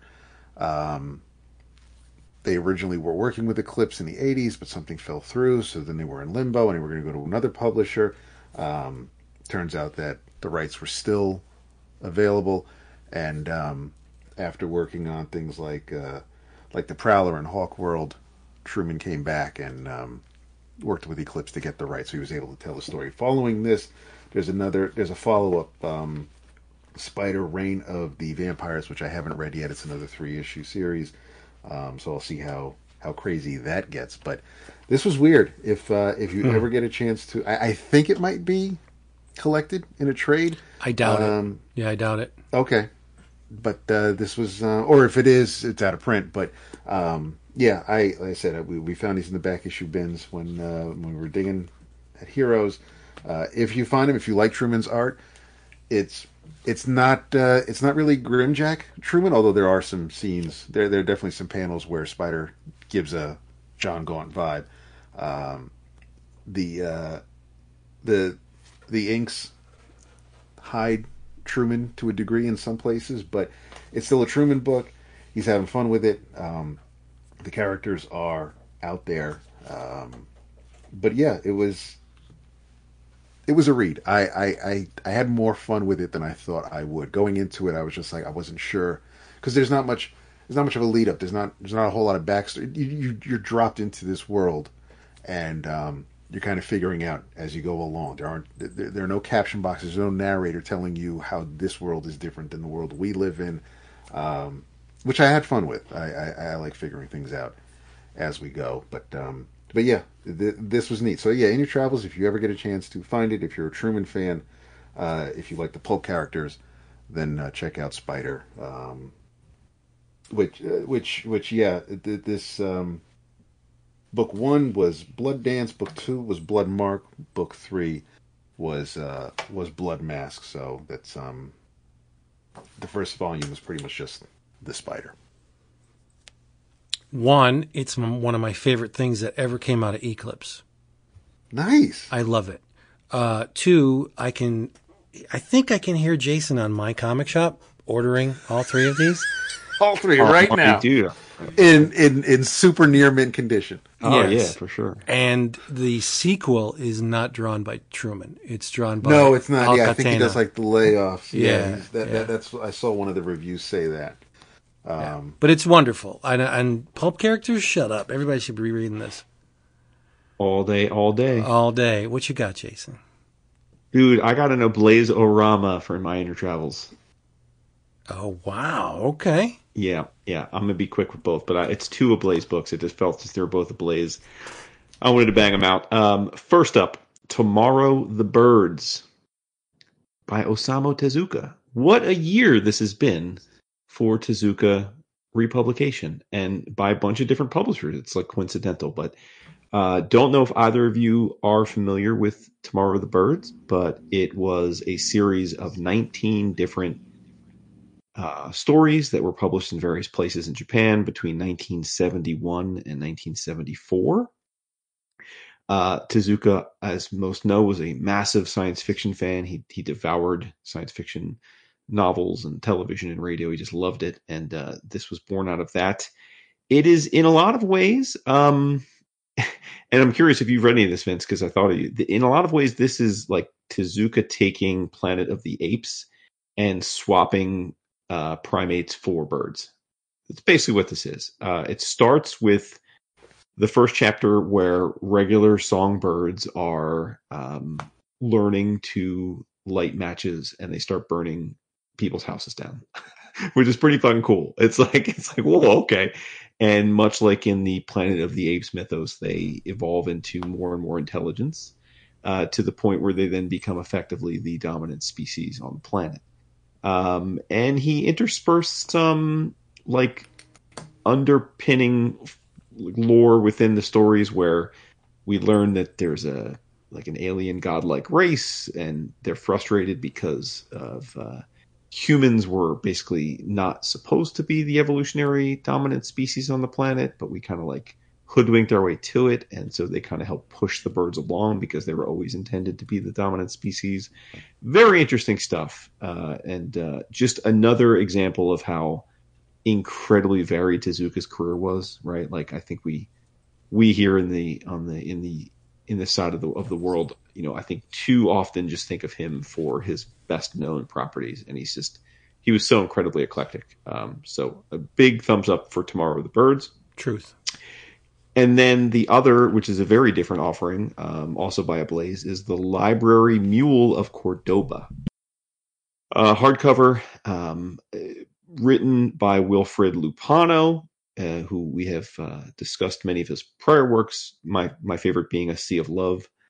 Even though he's got an Italian name, he's French. And this book is drawn by Leonard Chemineau, who I believe this is the first time I've ever read a graphic novel by Chemineau, although he's done quite a lot of work himself. This is a really great story. First of all, Chemineau's art reminds me a lot of Kurtzman, which is high praise. So, right off the bat, you're getting incredible visuals. But the story is set in 10th century Cordoba, and it's fictionalized, but the premise is the long-term, well-beloved caliph has passed away. His son, Hisham, is now the new caliph, but he's only 11 years old. So he's, of course, got a handler, a vizier. And that vizier is basically trying to pull a gank move. He keeps Hisham walled away in the castle under, quote unquote, the need to protect him. And all the while he's making moves, one of which is he has promised the more radical religious leaders of the time that he would go into the grand library that the prior caliph had built up and destroy 400,000 books that have been translated and handwritten under his watch. And Reed, who's one of the head librarians, hears of this plot and panics, as you might think he does. And so he, along with a woman who's a copyist named Lubna and a thief who used to work for Tareed when he was a boy named Marwan, all end up being effectively a heist team, and their goal is to get as many of the books out of the city before this great purge. And the only thing they have at their disposal besides themselves is this tired old mule, hence the name, the Library Mule. And it's basically hijinks ensue. It's very comedic, wonderfully, like I said, illustrated like Kurtzman. It felt like it could have been serialized in Mad Magazine. But there's a lot of heart, and the work's very detailed. But essentially, this is a book about book burning and radical ideology. And, I think that anyone listening to this, A, you love reading, B, you love comics. So I just think you're going to be rooting for the protagonist in a big way. And I just thought it was delightful. So, it's a terrific little gem of a book that I think was published originally in 2021 in France. And Ablaze, like they often do, brought it over to our shores and translated it into English for our wonderful eyes, and I highly recommend it. I have the Tezuka. I don't have the Library Mule. Okay. Well, Get on that. I'll get on it. halfway there. Yep. All right, everybody. Hey, it's been another great thing. We hope you enjoyed it. In the meantime, come back next time with some comics under your belt. Go to your local shop or online, buy some comics, read them, talk about them, and chances are very good that maybe we'll be talking about them here. So do your thing and say, I really wish we had more sounds, but I'm going to make do with what we have. Say goodnight.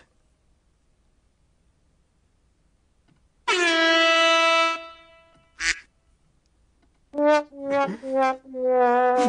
all I got. I can't use the good ones. David. Good night. Right? What do you do?